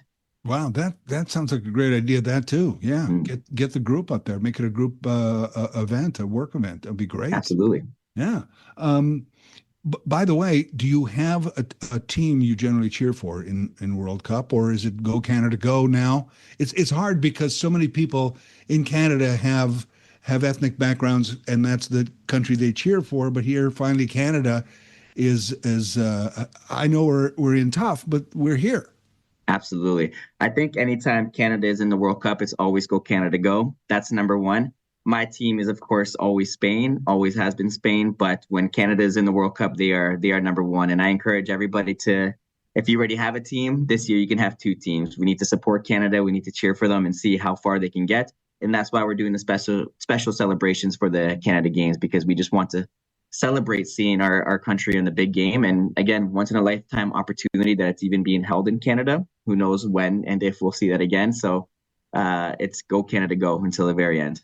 Well, my prediction is, and it's also the same for the Olympics, this is a new model that I think is the way it's going to have to work, because it's tougher and tougher for one city, one area to host a massive event like a World Cup or an Olympics. Spreading it out this way, I think, is the future, frankly. Absolutely. I couldn't agree more. And that's also, again, why we wanted to host a watch party here in Kitchener. Toronto is going to be very, very, very busy. So to help spread it out, you can stay right here in Kitchener or come visit us here in Kitchener and enjoy all of the soccer right here in our downtown. Great idea. Great idea. By the way, I guess you heard that Jesse Marsh is staying on as coach for another 4 years. Yes. And as he should. Yeah. And Alphonso Davies, somebody said, yes, he's going to play. Like he's had a knee injury, but somebody was pretty positive, I heard this morning, saying that he's going to play. I don't know if you've heard anything about that. I'm holding my breath. He is a very important piece for our team. I really, really hope that he does get to play, because he is our leader. He could push us very forward. And yeah, fingers crossed. Well, I mean, and he's obviously he's not the only player, but it's a different team when he's on the pitch with our team. So absolutely. So back to this. All right. So it starts June 12th with that game. There's the street parties ahead of time. There's can people check out the Kitchener BIA if they want to know more information, or where can they find it? Yeah, absolutely. So we post consistent information on our social media. So that's DT Kitchener on Instagram or Facebook, Downtown Kitchener. But if you want to see just general information or even the full broadcast schedule, you can just head to downtownkitchener.ca, head to events, and you'll be able to see all of the dates there. Well, I know it's been a lot of hard work, and it's soon to come to fruition. I mean, I know it's a lot of Go Rangers Go, but soon after will be World Cup fever, and this is a perfect place for it. So Thank you for all your work. Arnold, thank you for your time today. My pleasure. Thank you so much for having me. Arnold Yescas is Arts and Culture Manager for the Downtown Kitchener BIA, and we're just talking about all the plans for the FIFA watch parties. So visit their website and find out more about that, sort of to re-up everything we just talked about, because yes, you will have World Cup fever in in a couple of weeks. It is happening. It's coming faster than like I said. It seemed far away for a while, and kind of even still does now because of all our attentions being drawn. But it's close, and it's happening. This is 570 News Radio. Back with more in a moment. It's a great way for other offices or businesses to have like a team bonding experience. Come downtown, they have an office space that they can work out of. They can watch some soccer, maybe enjoy some food while they're at it. So as much as it is exciting for me to watch soccer, it's also just such an incredible opportunity that checks off so many boxes that can help our downtown, especially the East End. Man, that is very cool. It's Larry Fedoruk in for Mike Farwell. That was our guest moments ago, Arnold Yeskus, Arts and Culture Manager for the Downtown Kitchener BIA, about the watch parties outside the market, 21-foot screen.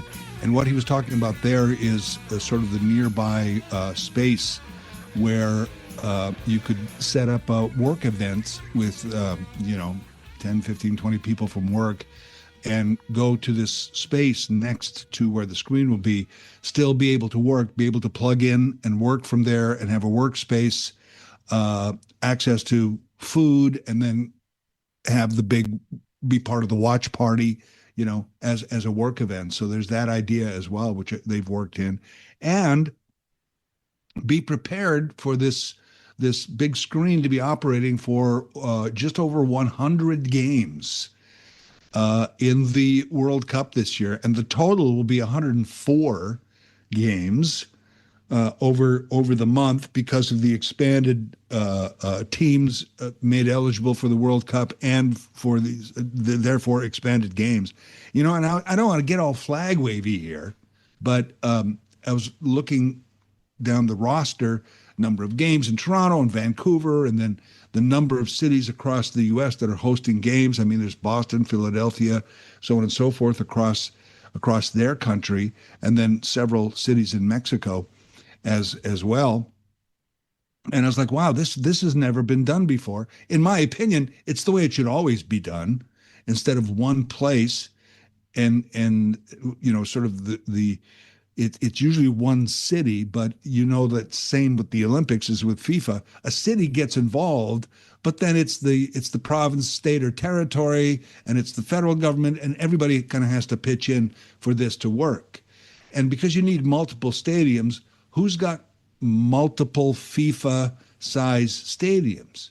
They are built for the World Cup, and then often they find them tough to repurpose, and they become white elephants, and they get run down and eventually have to be torn down. So, economically, socially, a lot of times it's just not feasible. I think this is a great idea.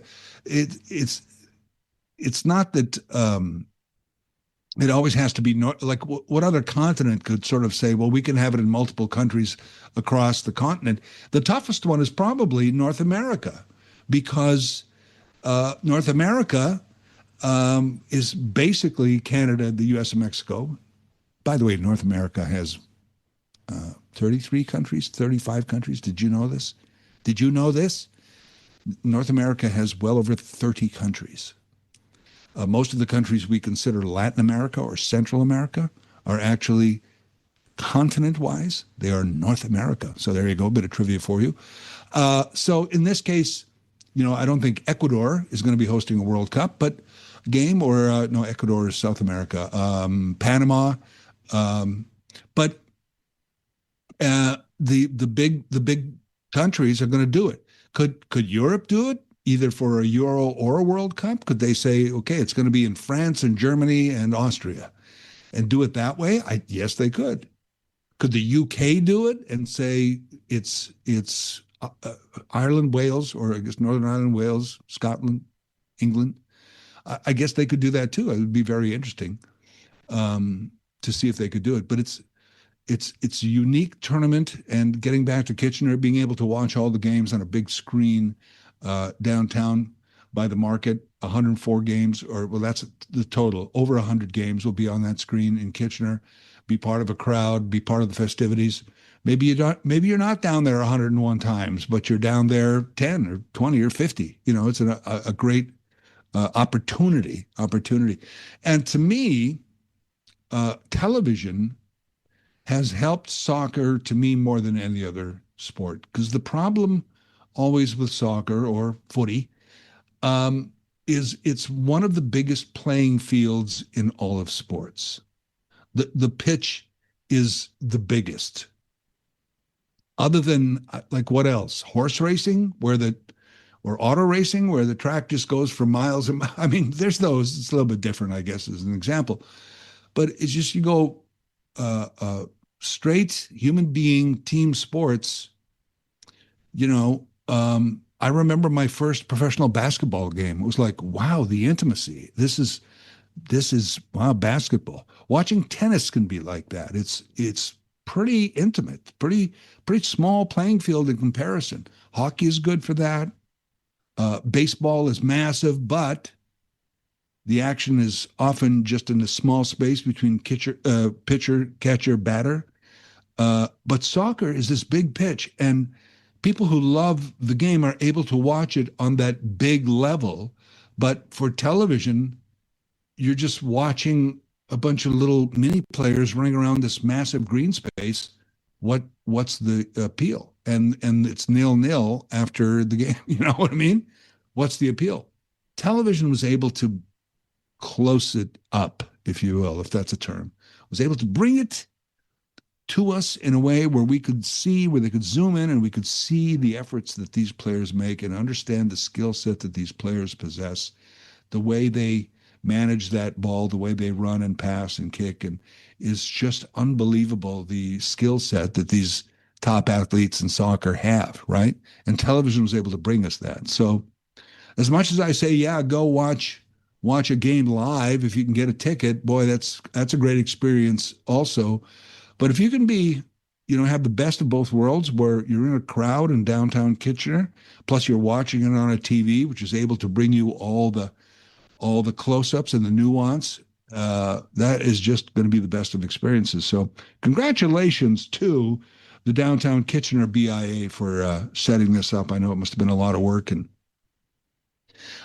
getting all the permissions and getting the screen and getting the infrastructure, if you will, of putting that all together. And it all begins June 12th with that first game in Toronto, which is, boy, that's going to be quick. It's only a couple of weeks, I know, but a couple of weeks is going to go fast. And that is, of course, after we are done with Rangers hockey, which I have a feeling we are not going to be done until this Sunday's final in Kelowna, the final game. There's much to accomplish. Well, certainly one more game before that.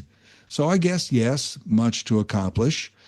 And it sure looks good, feels good right now, though, doesn't it? It's good to be in this position. It kind of goes on a scale. You're happy to win the OHL. You're happy to be in the Memorial Cup. You won a game. You're happy to win a game. And now you win 2 games, and now you're still happy, but now you're going, all right, let's just do this, right? Mike Farwell is live in Kelowna, the voice of the Rangers and the voice of the Mike Farwell Show, bringing you the games. And he is our guest just after the news on 570 News Radio and Rogers TV. Here's special guest host, Larry Fedoruk.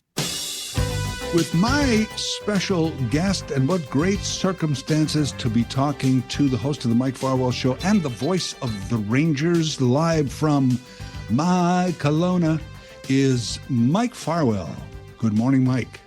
I very like that. You've got a knack for it, Larry. You've got a knack for it.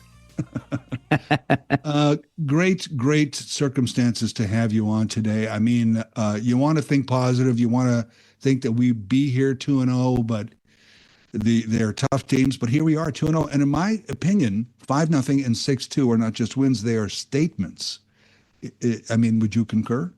I would concur wholeheartedly, especially with that 6-2 last night. And, you said it right off the bat there, Larry, that, these are all good teams. And I think I may have mentioned when we last talked, or perhaps I mentioned it through the course of a broadcast, but landing here last Wednesday in Kelowna to get ready for the games, which began on Friday. Plenty of time to go down that proverbial rabbit hole, right? And look at all of the teams and the statistics and what led them to the championships that they were successful in earning in their respective leagues. And it was pretty easy for me to make a case for any of these teams to emerge ultimately as the champion when the Memorial Cup is decided this coming Sunday. And so you look at the quality of the opposition, and I'm not going to disguise the fact. I mean, I've been a lifelong Kitchener Rangers fan before I was even a Rangers broadcaster. So to be a fan of the team and hope for the best for them as a fan, and of course, just want the best for the team that you get to know so well. I try to look through it with as objective a lens as I can. And the host team on Friday that the Rangers beat 5-0, Kelowna, maybe the weakest team in the bunch. They are here because they are the hosts, but they were eliminated in the second round of their playoffs.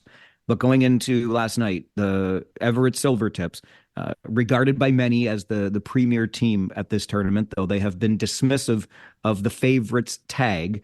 I don't think there are many that doubt they are, or should I say now, were the favorites. And Kitchener got out to a 2-0 lead. And I felt as though Everett kind of found their game and carried the play for quite some time, coming back to tie it 2-2. But not long after Everett tied it, the Rangers would go ahead again, and they went ahead for good, really pouring it on from there. And as you said, that statement 6-2 win. So Kitchener, at this point, we know will at least be in the semifinals on Friday.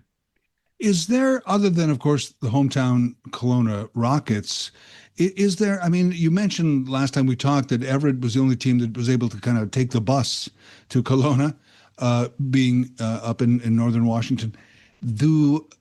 Are they a kind of a local favorite? Is there a home team cheering advantage in any way at this tournament? I think the greatest advantage in that regard would be for the host Kelowna Rockets. Sure. There were Everett fans here for sure, but one of the great things about this tournament, Larry, is it really is just a celebration of junior hockey. So yes, geographically, the Silvertips are the next closest team, and there were plenty of Silvertips jerseys in the crowd last night. But you know what? It's hard to walk around not just the arena, but the city of Kelowna right now without running into Rangers fans. You see Sarnia Sting jerseys, you see Brantford Bulldogs jerseys, you see Oshawa Generals jerseys, you name it. The fans are here. They've come out in droves to celebrate junior hockey. And outside of the hosts, I'm not sure there would be another you could decide is a prohibitive favorite, crowd preference in any way. But I will also add the crowds. And I was wondering about this last night. You know, the Kelowna Rockets, the host team, are 0-2. And last night's game featured their rivals from Everett and the team from Ontario. How would the crowds respond? Well, more than 6,000 people in that building last night. Really nice crowd for a Monday night here. Oh, for sure. And I've always liked that it's a round robin tournament. It's not quarterfinals, semifinals, best of sevens. Here we are. It's packed into about a week in a town, and I love that idea. I love that idea. That's a great way to celebrate junior hockey. I've actually just been working on a story that you're going to hear tomorrow on 570 News Radio with a group that calls themselves the Junior Hockey Junkies. And they have been attending tournaments, and they're now well into their 60s, some of them even into their 70s. But they've been attending this tournament since 1999. That's when their favorite team, the Calgary Hitmen, were in it. And once they came to that tournament, that one was held in Ottawa back in 1999. They were hooked, and they said, you know, a lot of us used to go to the Grey Cup every year, as you know, many Canadian sports fans would do, Larry.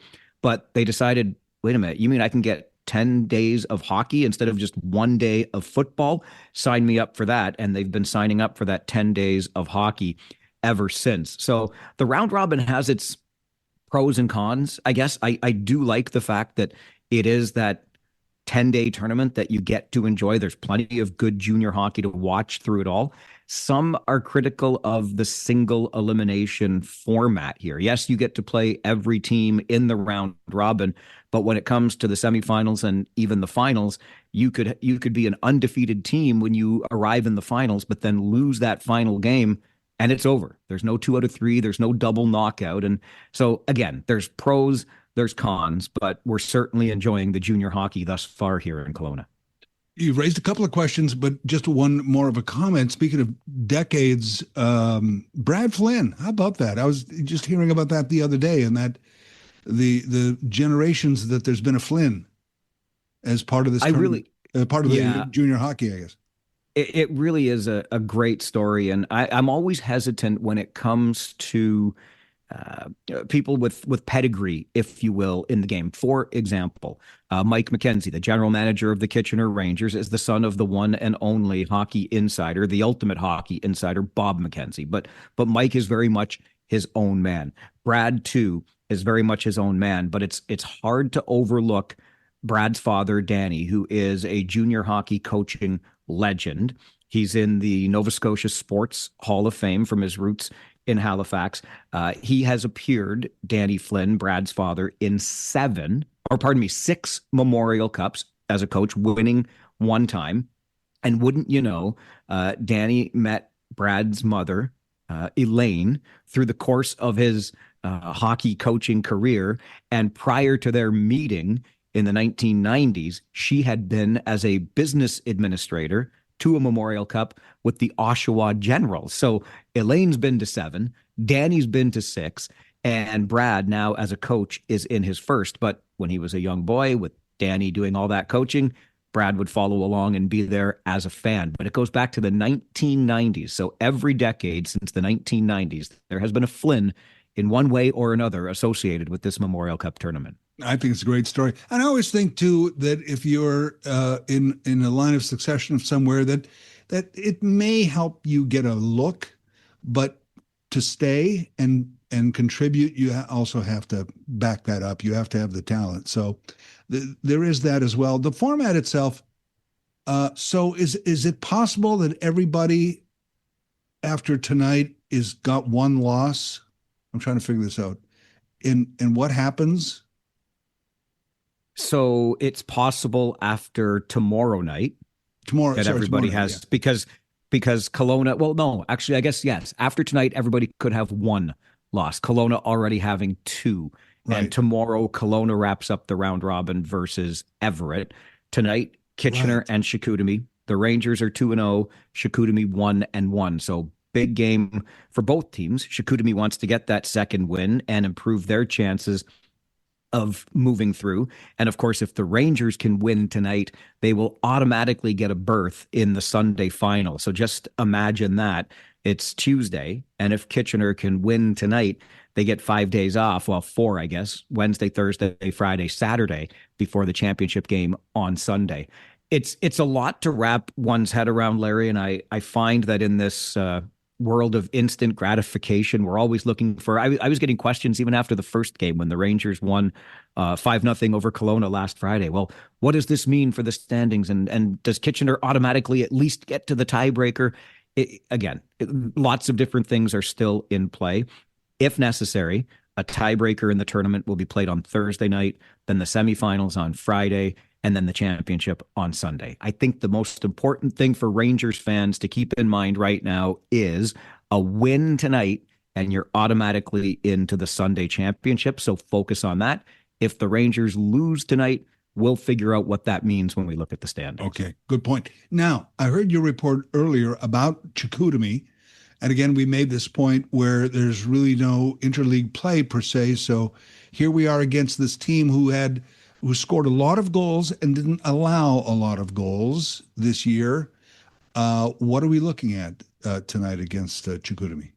We are looking at a team from Quebec that is as skilled as any team in this tournament. Those 321 goals they scored in the regular season of the Quebec Maritimes Junior Hockey League was some kind of number. So they definitely have some offensive flair. They're not quite as big and heavy, as we might say, as the Western teams the Rangers have already faced, particularly Kelowna.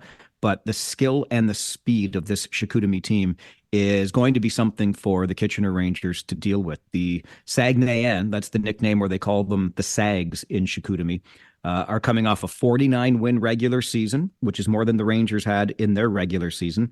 That was the second most in Saguenayens franchise history, and they are led by the winningest coach in Quebec Maritimes Junior Hockey League history in Yannick Jean, who also acts as the team's GM. So Lots of talent on the ice, lots of skill on the ice, some decent speed as well, and some have said arguably the best goaltender in this tournament is in goal for Chicoutimi. Now, based on the way the Rangers have started and their goaltender Christian Kirsch, I might argue that point right now, but coming in, that's what we know about Chicoutimi.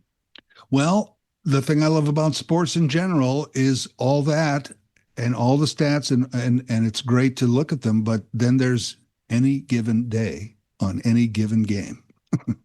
Right? Well, and that comes right back to the cruelty of this tournament format, right? The good news is if the Rangers were to lose tonight, they're not out. But the round robin comes at you fast. You only get 3 games to kind of make your mark and get your position for the semifinals or the finals. But once you get down to that, it's that single game elimination. But I think you're absolutely right. On any given day, and we can look to last night as one of those days for the Kitchener Rangers, where Kitchener was just the better team than Everett on this night.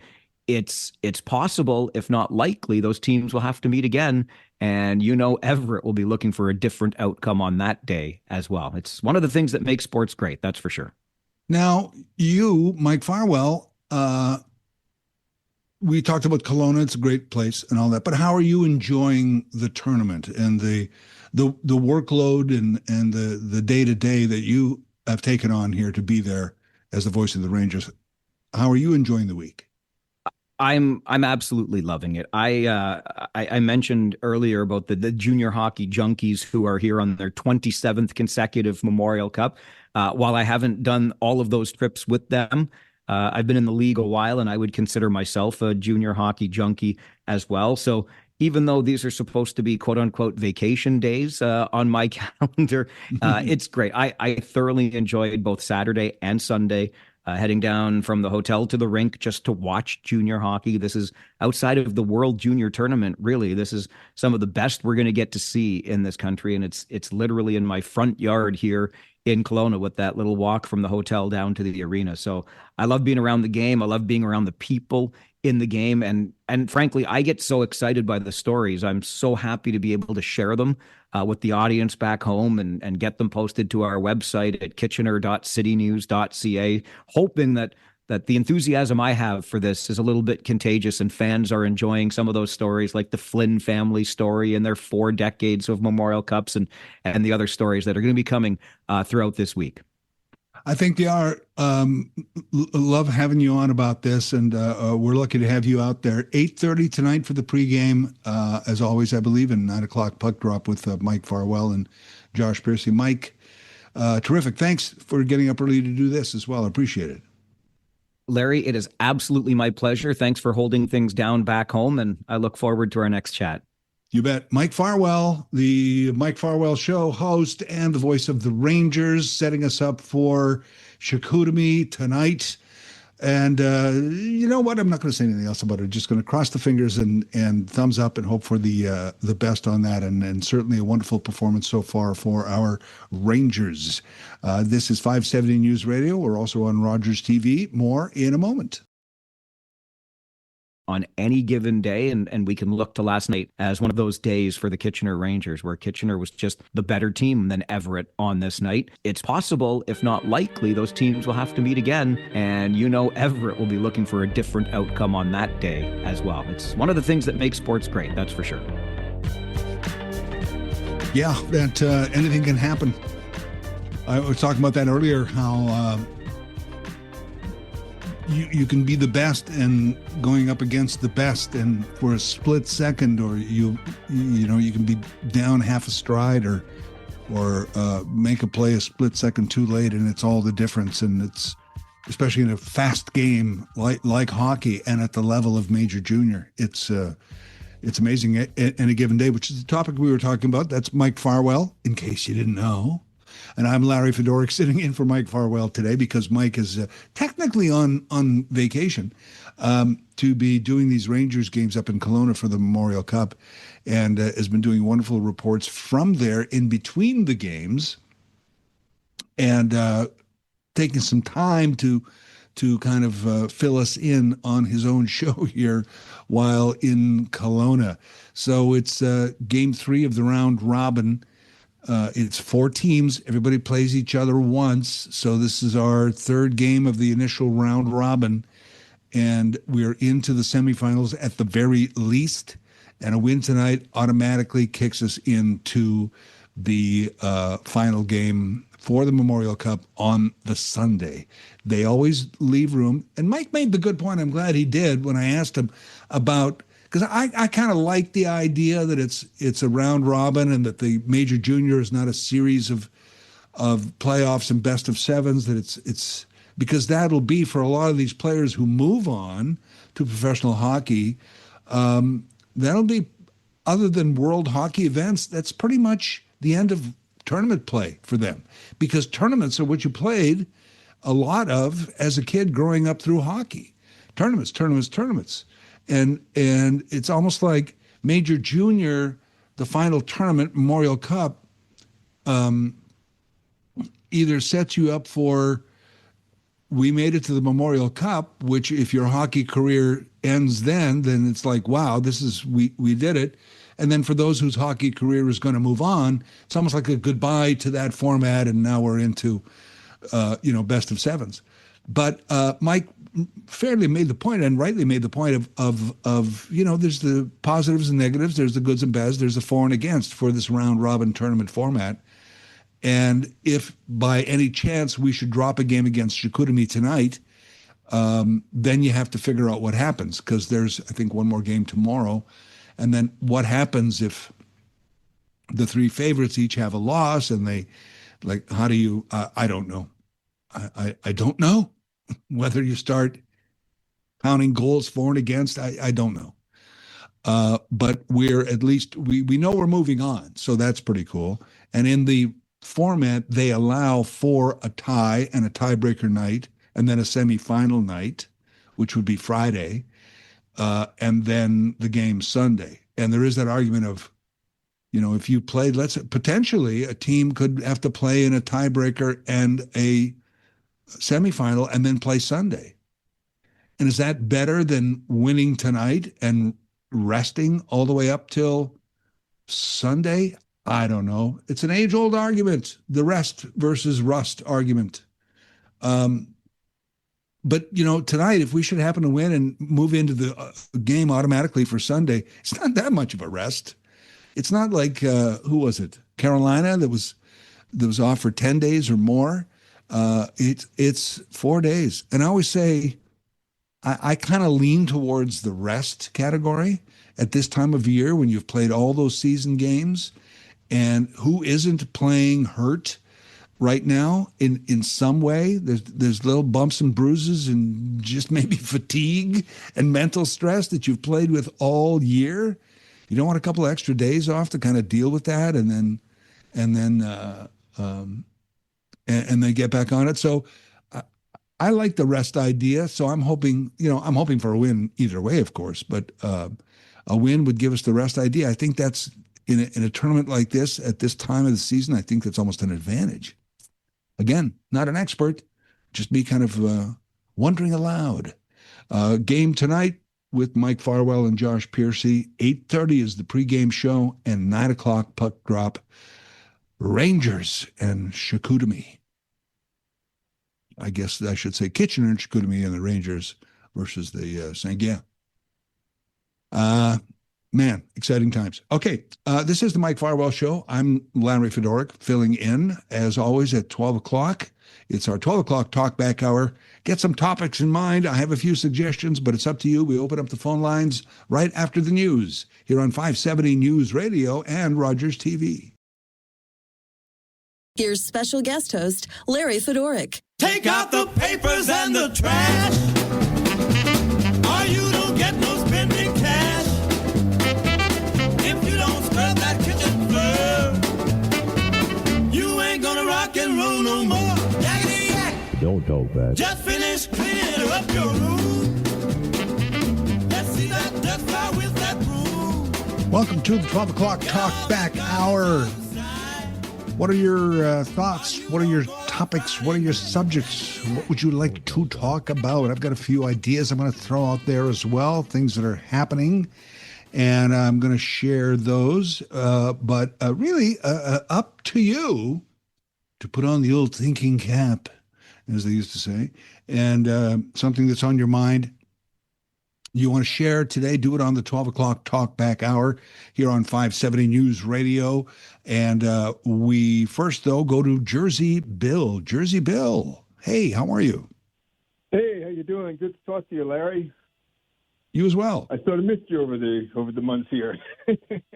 Well, it's great to be back. Yeah, and I would have to say I really do appreciate what Kitchen is doing out there, and I wish them all the luck in the world there to get to that Memorial Cup, which they seem to be at least halfway towards. But as I've talked to Mike in the past, I try not to get too excited about sports situations, and especially with what we see in the rest of the world. It's really horrible that the great powers of the world seem to be more interested either in maximizing their own interests in terms of economic power and certainly military and political power, and so many of the people in the world are just if not neglected, they're put in such a state that you would think that in our modern times we wouldn't be allowing anymore. Whether it's the war in Iran or what's happening with Palestinians in Gaza, it's just there's horrible stuff happening too many places. I agree, and to me though, Jersey Bill, it's not just nations. In this case, it's in three cases at least. Trump, Netanyahu, and Putin. It's individuals who are manipulating their nations for, I think, personal gain or personal redemption or survival, and that's even sadder to me. Oh yeah. My as I've said before too here, it seems that Trump would love to live in a world where all decisions would be made by himself, Putin, and Xi. Of course, the bad thing for the United States and for what passes for the Western world now, and those people who want to live by some sort of rules-based mechanism, is that Trump's not going to be there forever, even if he was making the right decisions, which I don't think he is. But people like Putin and Xi just stay in power indefinitely. And, of course, they set then the pattern for the rest of the world. And we don't need a world made up of strongmen and oligarchs, but that seems to be where we're headed at the moment, and I really don't like the situation. Yeah, it's frustrating and it's saddening, and I keep maybe stupidly, but I keep a glimmer of hope.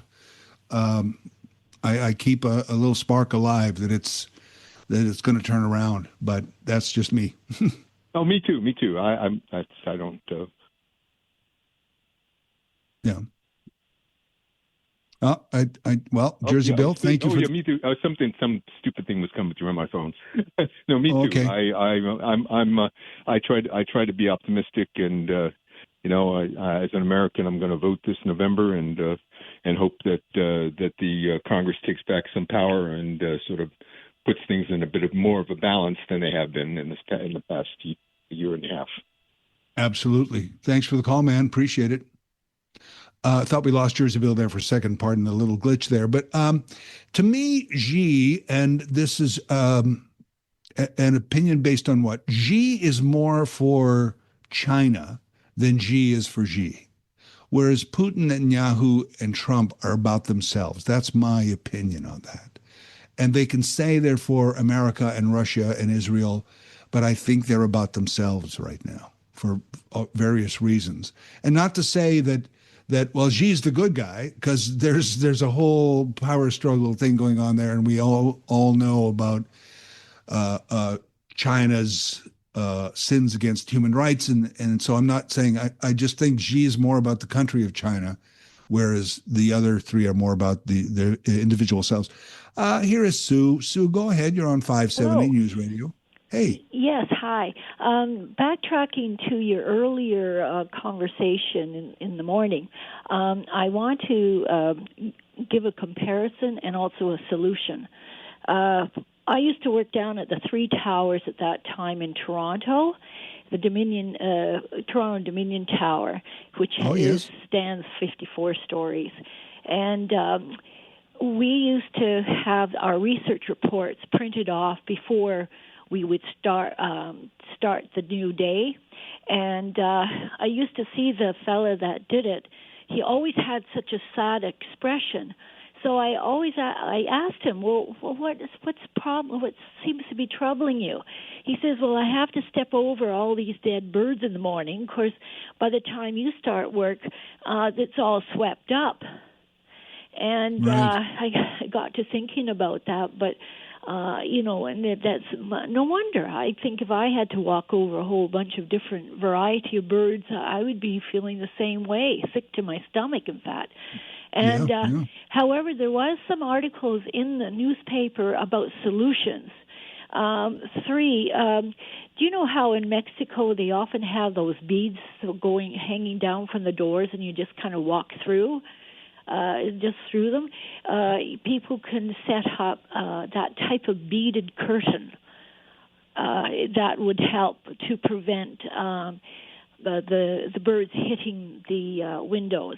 There's another one where it almost looks like a BB gun, and it's stratified about a foot apart from each other, but in columns down, and that also prevents the birds from hitting the windows.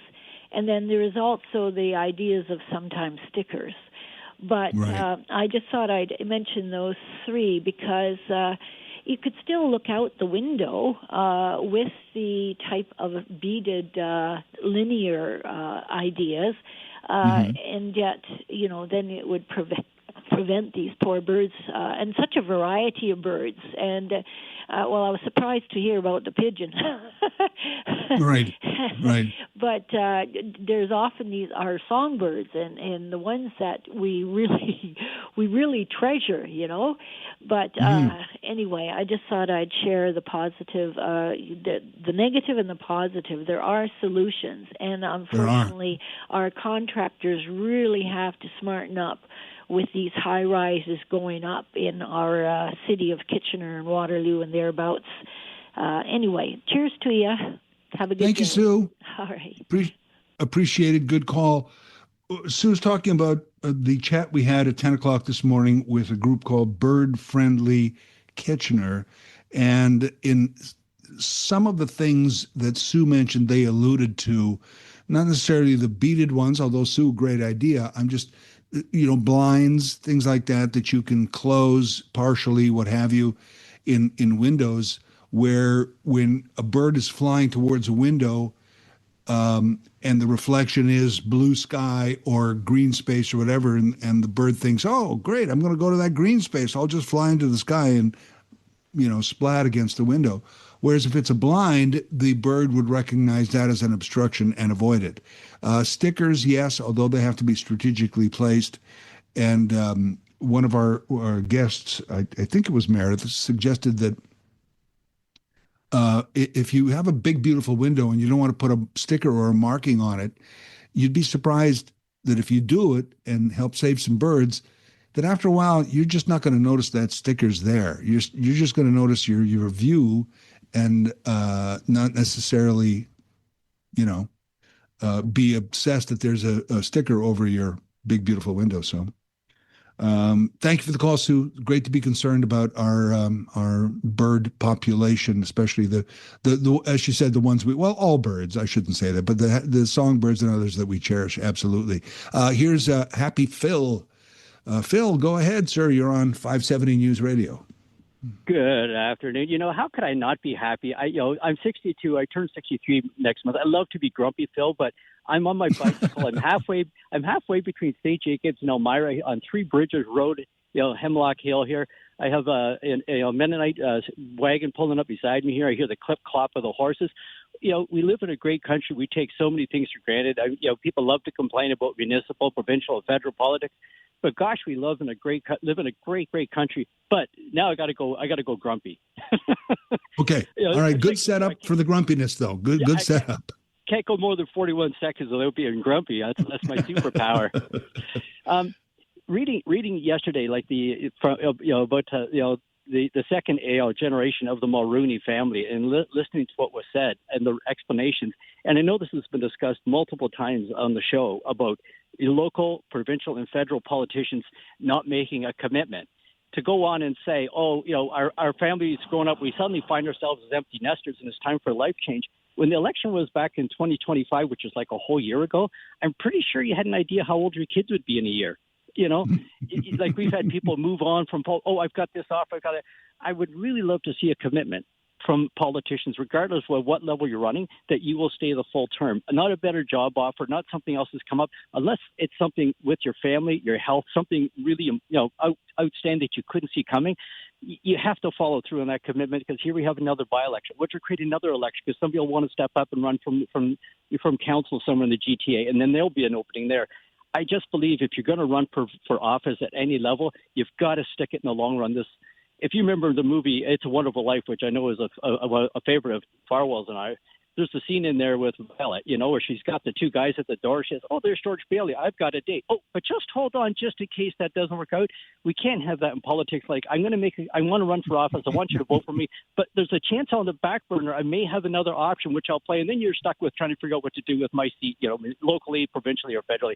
I would just like to see a commitment of 4 years. If you're going to run, follow through on that commitment of promises. That's the first one. Don't cross the floor and stay for 4 years. So that may trigger a few more comments coming up in the next 42 minutes, but that's me from now reporting live from Three Bridges in Hemlock Hill. Hey, Phil, thanks a lot, man. And you know what? That wasn't grumpy at all. I didn't think that was grumpy. I thought he went from sublime to a little more serious, but grumpy. Didn't cross into the grumpy category. There's some good points. Appreciate the call. Thanks, Phil. Here's Grant. Grant, you're on the 12 o'clock talkback hour. Yeah, I like the topic that you were talking with Jersey Bill about. I've never heard of this individual, this political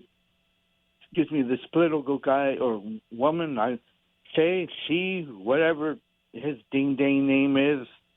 Yeah, so I had to ask your person that answers the phone. So I gather he is along the same line as that North Korean Yahoo.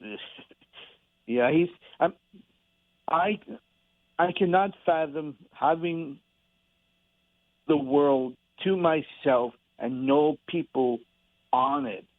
I don't get out much. I have anxiety, and the interaction that I get from people from my apartment building, I enjoy. So, and I think you were saying that these individuals, Putin and those other two individuals, are just in the power for themselves. Okay. I don't understand that. And you're right that nothing's gonna change amongst those individuals. The only news I listen to is the 570. The other CNN, it's just pure trash. It just elevates my anxiety, and I don't want that. And it was a good game last night. And let me see. Yeah, the Rangers seemed to figure things out in the second period of not allowing several chances ever did in the first period. They got several chances with their floor checking, and I don't know, Kitchener just seemed to flick the switch, and I think that first fight, I think that elevated our team even more to say, hey. Yeah, it's possible. Yeah, it's possible. Yeah, for sure. Grant, as always, appreciate the call and the great variety of topics you are able to cover in a short amount of time. I don't know that I compare Xi to Kim Jong-un, but my point was earlier that, well, Xi is a communist. Putin also a dictator, and Putin plays the proud Russian card, but I believe Putin's out for Putin and Trump's out for Trump and Netanyahu's out for Netanyahu. That's what I believe. And Xi is out for China, but he is a communist. So there's that. It is the 12 o'clock talk back hour. What do you want to talk about? 519-570-2545. 1-800-570-5715, star 570 on your cell. I want to talk about this threat, or at least Doug Ford saying he's not afraid to use the notwithstanding clause to overturn a decision based on the encampment at Victoria and Weber. That's on my mind. If you want to chime in on that, we'll talk about that next. Or again, it's the 12 o'clock talkback hour. It's your deal, whatever you want to talk about. We'll be back with more here on 570 News Radio.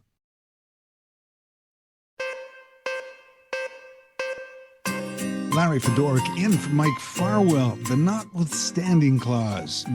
It's interesting that Ford is threatening to use that over an issue here in the region, the encampment at Victoria and Weber. First, here's Dallas. Dallas, go ahead. You're on the 12 o'clock Yes, talk sir. back How hour. are you today? I'm good. How are you? Not too bad. It's funny that you mentioned your first little blip right there, because that's exactly what I was chirping in about.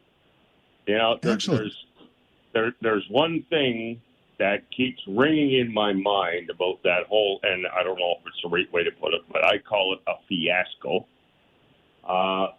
So this has been going on now for what, near 3 years, if not more. Yeah, Legal battles, power struggles is the way I see it. All those court battles and all the times that they, hiring lawyers and doing this. My impression of it at this point is that if they collectively actually added up everything that the region has spent, this advocate group has spent, and the whole 9 yards arguing about this famous bylaw, they probably could have built a building to house all those folks in. And then the issue would go away, wouldn't it? Yeah. It's ridiculous. And again, like I say, all it is basically, as far as I'm concerned, at this point is nothing more than a power struggle. And the advocates are running it. For what reasons, I still have not quite figured out. But, yeah, that's just the way I see it. They probably could have built a 30 apartment building, and there you go, folks. Now you got a house to live in. And that's about all I got to say today, my friend. Dallas, that was a great point. Thank you, man. Thanks for the call. Appreciate it. I kind of got where he was going there at the beginning. I'm like, interesting point of all the time and effort and money spent on the back and forth. You could have built something by now, couldn't you? I mean, that's a great point to bring up. And I only got about a minute here, so I won't get into the whole notwithstanding clause threat by Doug Ford. Because it needs a little bit of background, and I want to take at least a couple of minutes to kind of get into it. But it's not actually the notwithstanding clause in our Charter of Rights. It's Section 33. It's become known as the notwithstanding clause. And if you've heard lately, I guess since 1982, it has, in fact, been called this, but I only been hearing it more lately that Section 33, a.k.a. the notwithstanding clause, is, in fact, the mistake in our charter. It's the flaw. It's the joker in the deck. That it should have never been in there. Why was it in there? Interesting, too. I think, as to why it's in there. It reflects something that's still going on in this country and in the States, very much so, and in the UK to an extent, but I'll get into that and explain my way around this when we return with more of the 12 o'clock Talk Back Hour on 570 News Radio and Rogers TV. Here's special guest host, Larry Fedoruk. Welcome back to the 12 o'clock Talk Back Hour. One of my favorite parts of guest hosting for Mike Farwell is this open phones hour every weekday from noon till 1. Got a call in the 9 o'clock hour this morning from Andre, who said he was going to call during the 12 o'clock talk back hour, and this is the same Andre, and I think it is. He's true to his word. Here's Andre. Andre, go ahead. You're on the air. Good afternoon, Larry. Hey. Yeah. First, I'd like to rewind. Hopefully, I can stay focused. You had a segment about soccer, that there's going to be a big screen in town. Yep. That is lovely, because my son, for one, is in soccer, and Kitchener is growing, and Cambridge in soccer, so that's really nice to see. And especially on a big screen to meet all these different countries. And my son already got multiple sweater, like Spain, Germany, and all that. So, yeah, nice. It's very nice. So, and very pleasant. But I wish they would have had it near the clock tower with some, those big benches, like in baseball, stuff like that. Right. Like that. Yeah. The other thing is about, when you were talking about the news. Yes, I do agree. That's why I like 570. They explain a little bit here and there, and you take and you leave it. You need to hear some of it and move on with your day. But one thing that is really bugging me, Larry, and I found it, I would say my word's disgusting, is unfortunately for years, like I said, I had cousin-in-law in the Army since Desert Storm and all that stuff. And, so it touches to my heart. But nowadays with all this electronic, and I know with what's happening in Ukraine, with Russia, and I don't know too much policy about it, and that's why I was asking your opinion. But I know it's been going on for more than 4 years, Larry, and I don't agree, because us Canadian, we do need that money. We do need our priorities, and I'm not blaming them, but there is so many people here in Canada that will need and use that money. Because I heard that Ukraine, they're going to send a job come in Canada with drones and stuff like that. Like seriously, I think we should just hire Arnold Schwarzenegger and just the Terminator. This is just ridiculous, in my opinion, Larry. What do you think? Well, you're talking about countries, including Canada, sending money and aid to Ukraine. Is that what you're talking about? Yes, sir. Yeah. Did you say yes? Could be an end to that. Yes. Yeah, because a lot of the friends. Yeah, go ahead. A lot of the money is in form of loans and the sale of armaments and future considerations. So it's not charity per se. Okay. A lot of that money is theoretically coming back to us. Yeah. Okay. So that could be a year or two, but until then, how many people are suffering here? That's not the logic of it. It's not right. I don't know about that, because how many people are suffering here, and would those people be suffering whether there was a war in Ukraine or not? I don't think it's ever a matter of we're emptying a pocket and not filling another. I think it's two different topics. Seriously, I do. So now my last question, how come Europe is not taking care of that situation? Why us?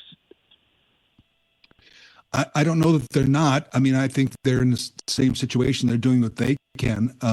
But I don't know enough about Europe's involvement, because I think Europe could do more. I think that's the complaint about Europe and NATO in general, which has a great European membership.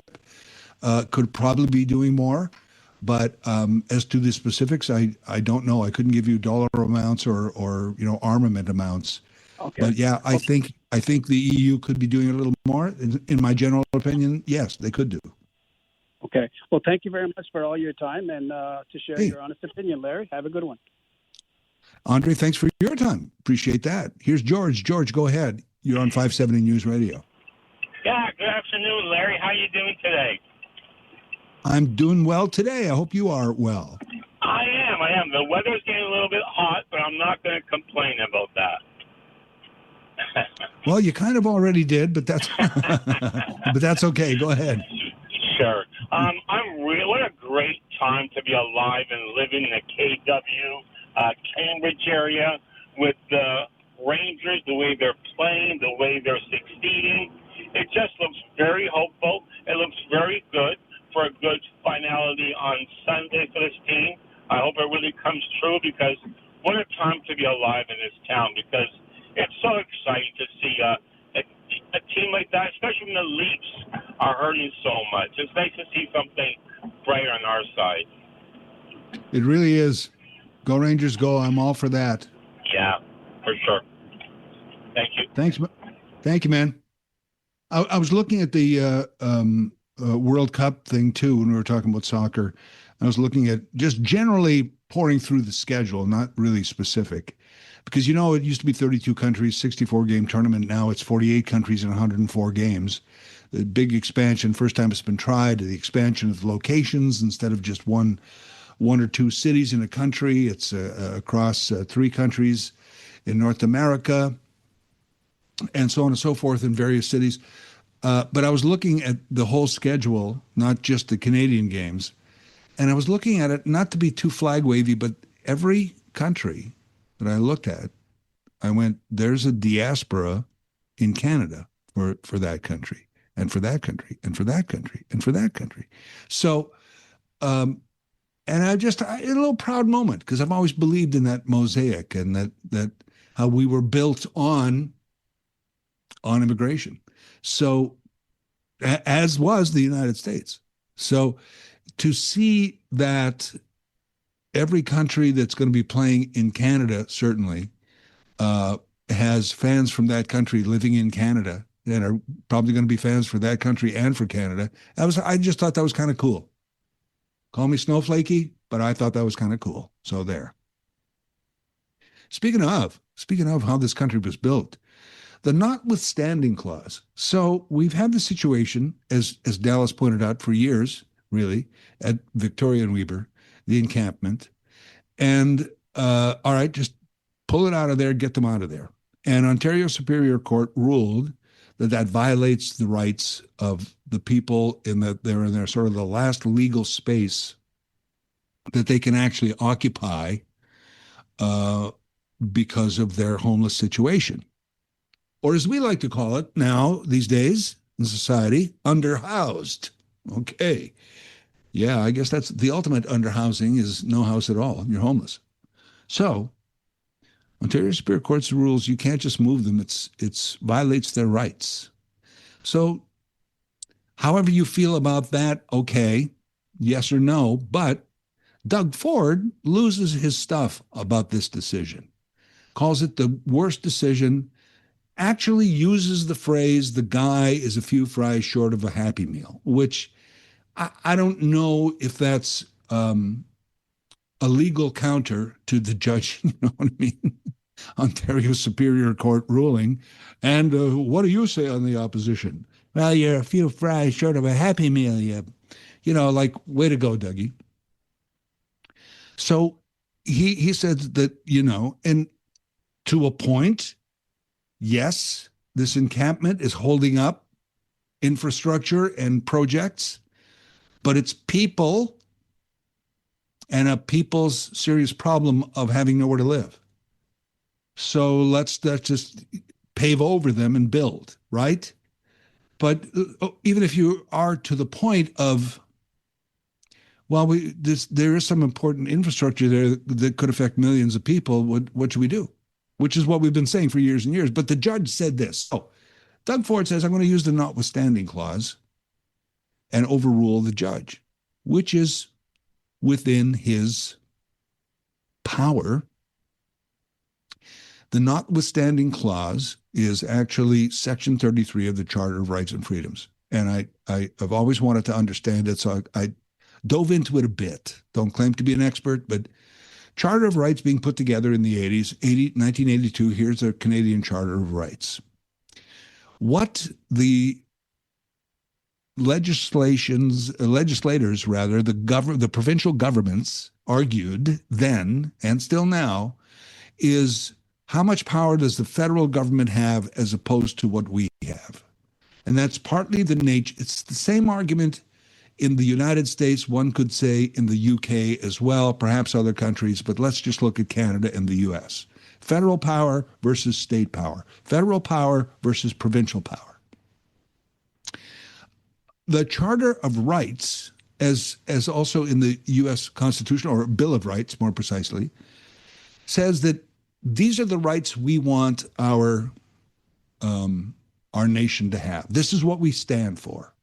We stand for A and B and C and D and E. This is what we stand. In order to be Canadian, you have these rights. And you should have these rights whether you choose to live in Kitchener or Red Deer or Charlottetown. The rights shouldn't change as you go across Canada. They are Canadian rights. Okay, sure.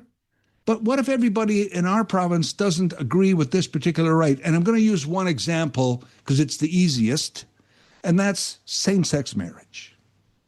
You should be able to have a same-sex marriage in Canada. It's Canadian right. But what if everybody, and I'm just going to pick an Alberta, not that you don't, but Alberta says, yeah, we're not up for that in Alberta.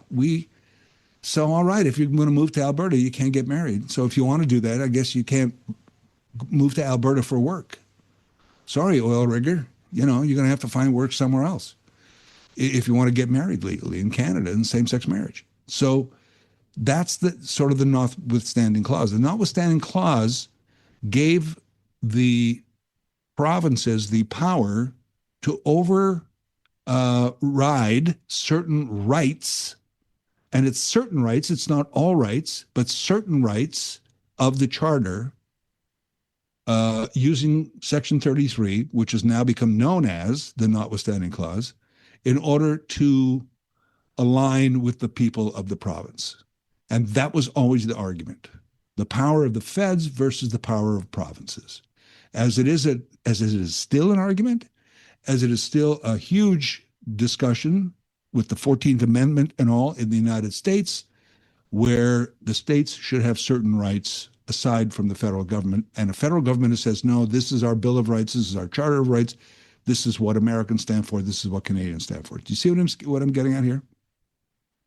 So the Section 33 should not be used lightly. It's been used 27 times since early 80s when we had the Charter of Rights. Mostly Quebec. 20 times Quebec used it, which to me is understandable, given Quebec is a unique situation, given the fact that the founding fathers were French and English, and this is our history going back 400 years. It's not simple to say, with all due respect to everybody else, but it's the French and English that colonized, rightly or wrongly, this area, and it's the developers and founding fathers, and so Quebec has been unique in that, their legislature is called the National Assembly. You know what I mean? It's not surprising that Quebec would use it several times. Who used it the other 7 times? Alberta once, and I believe it was about marriage. Saskatchewan 3 times. I don't have the details, or I have them, but they're not. And Ontario has used it 3 times. And it's all been dug for it.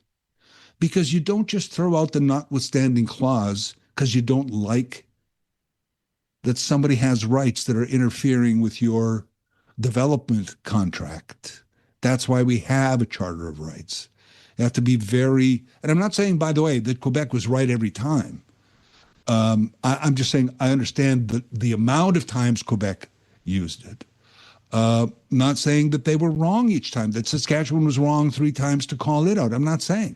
I'm just saying that, boy, if you're going to just hold it, you can't just hold it in abeyance as a weapon, just for anything that you like. And Doug Ford, the little builder, the little developer there that he fancies himself, is because he's all about building and construction jobs, right? Like he doesn't care that 80% of jobs in this country are service jobs, and that manufacturing and building, as valuable as it is not the future.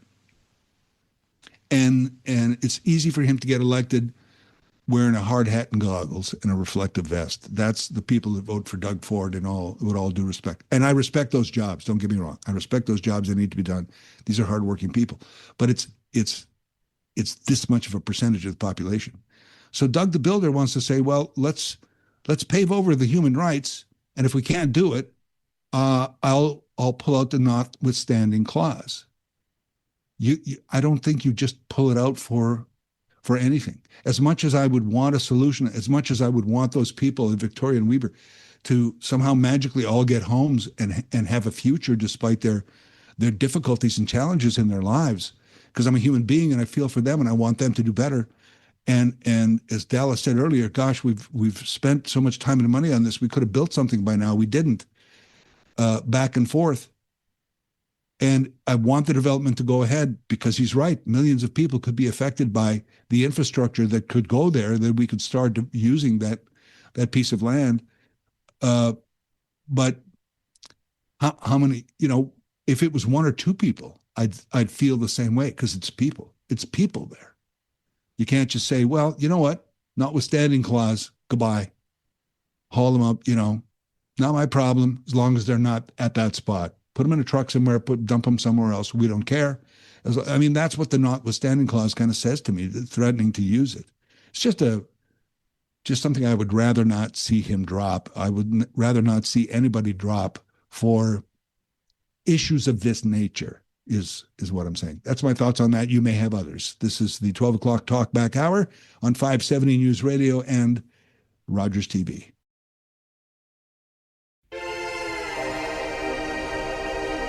Larry Fedoruk in for Mike Farwell, and our remaining minutes, and it's minutes really, so if you've got something you want to add, compact it, because we only have a little bit of time.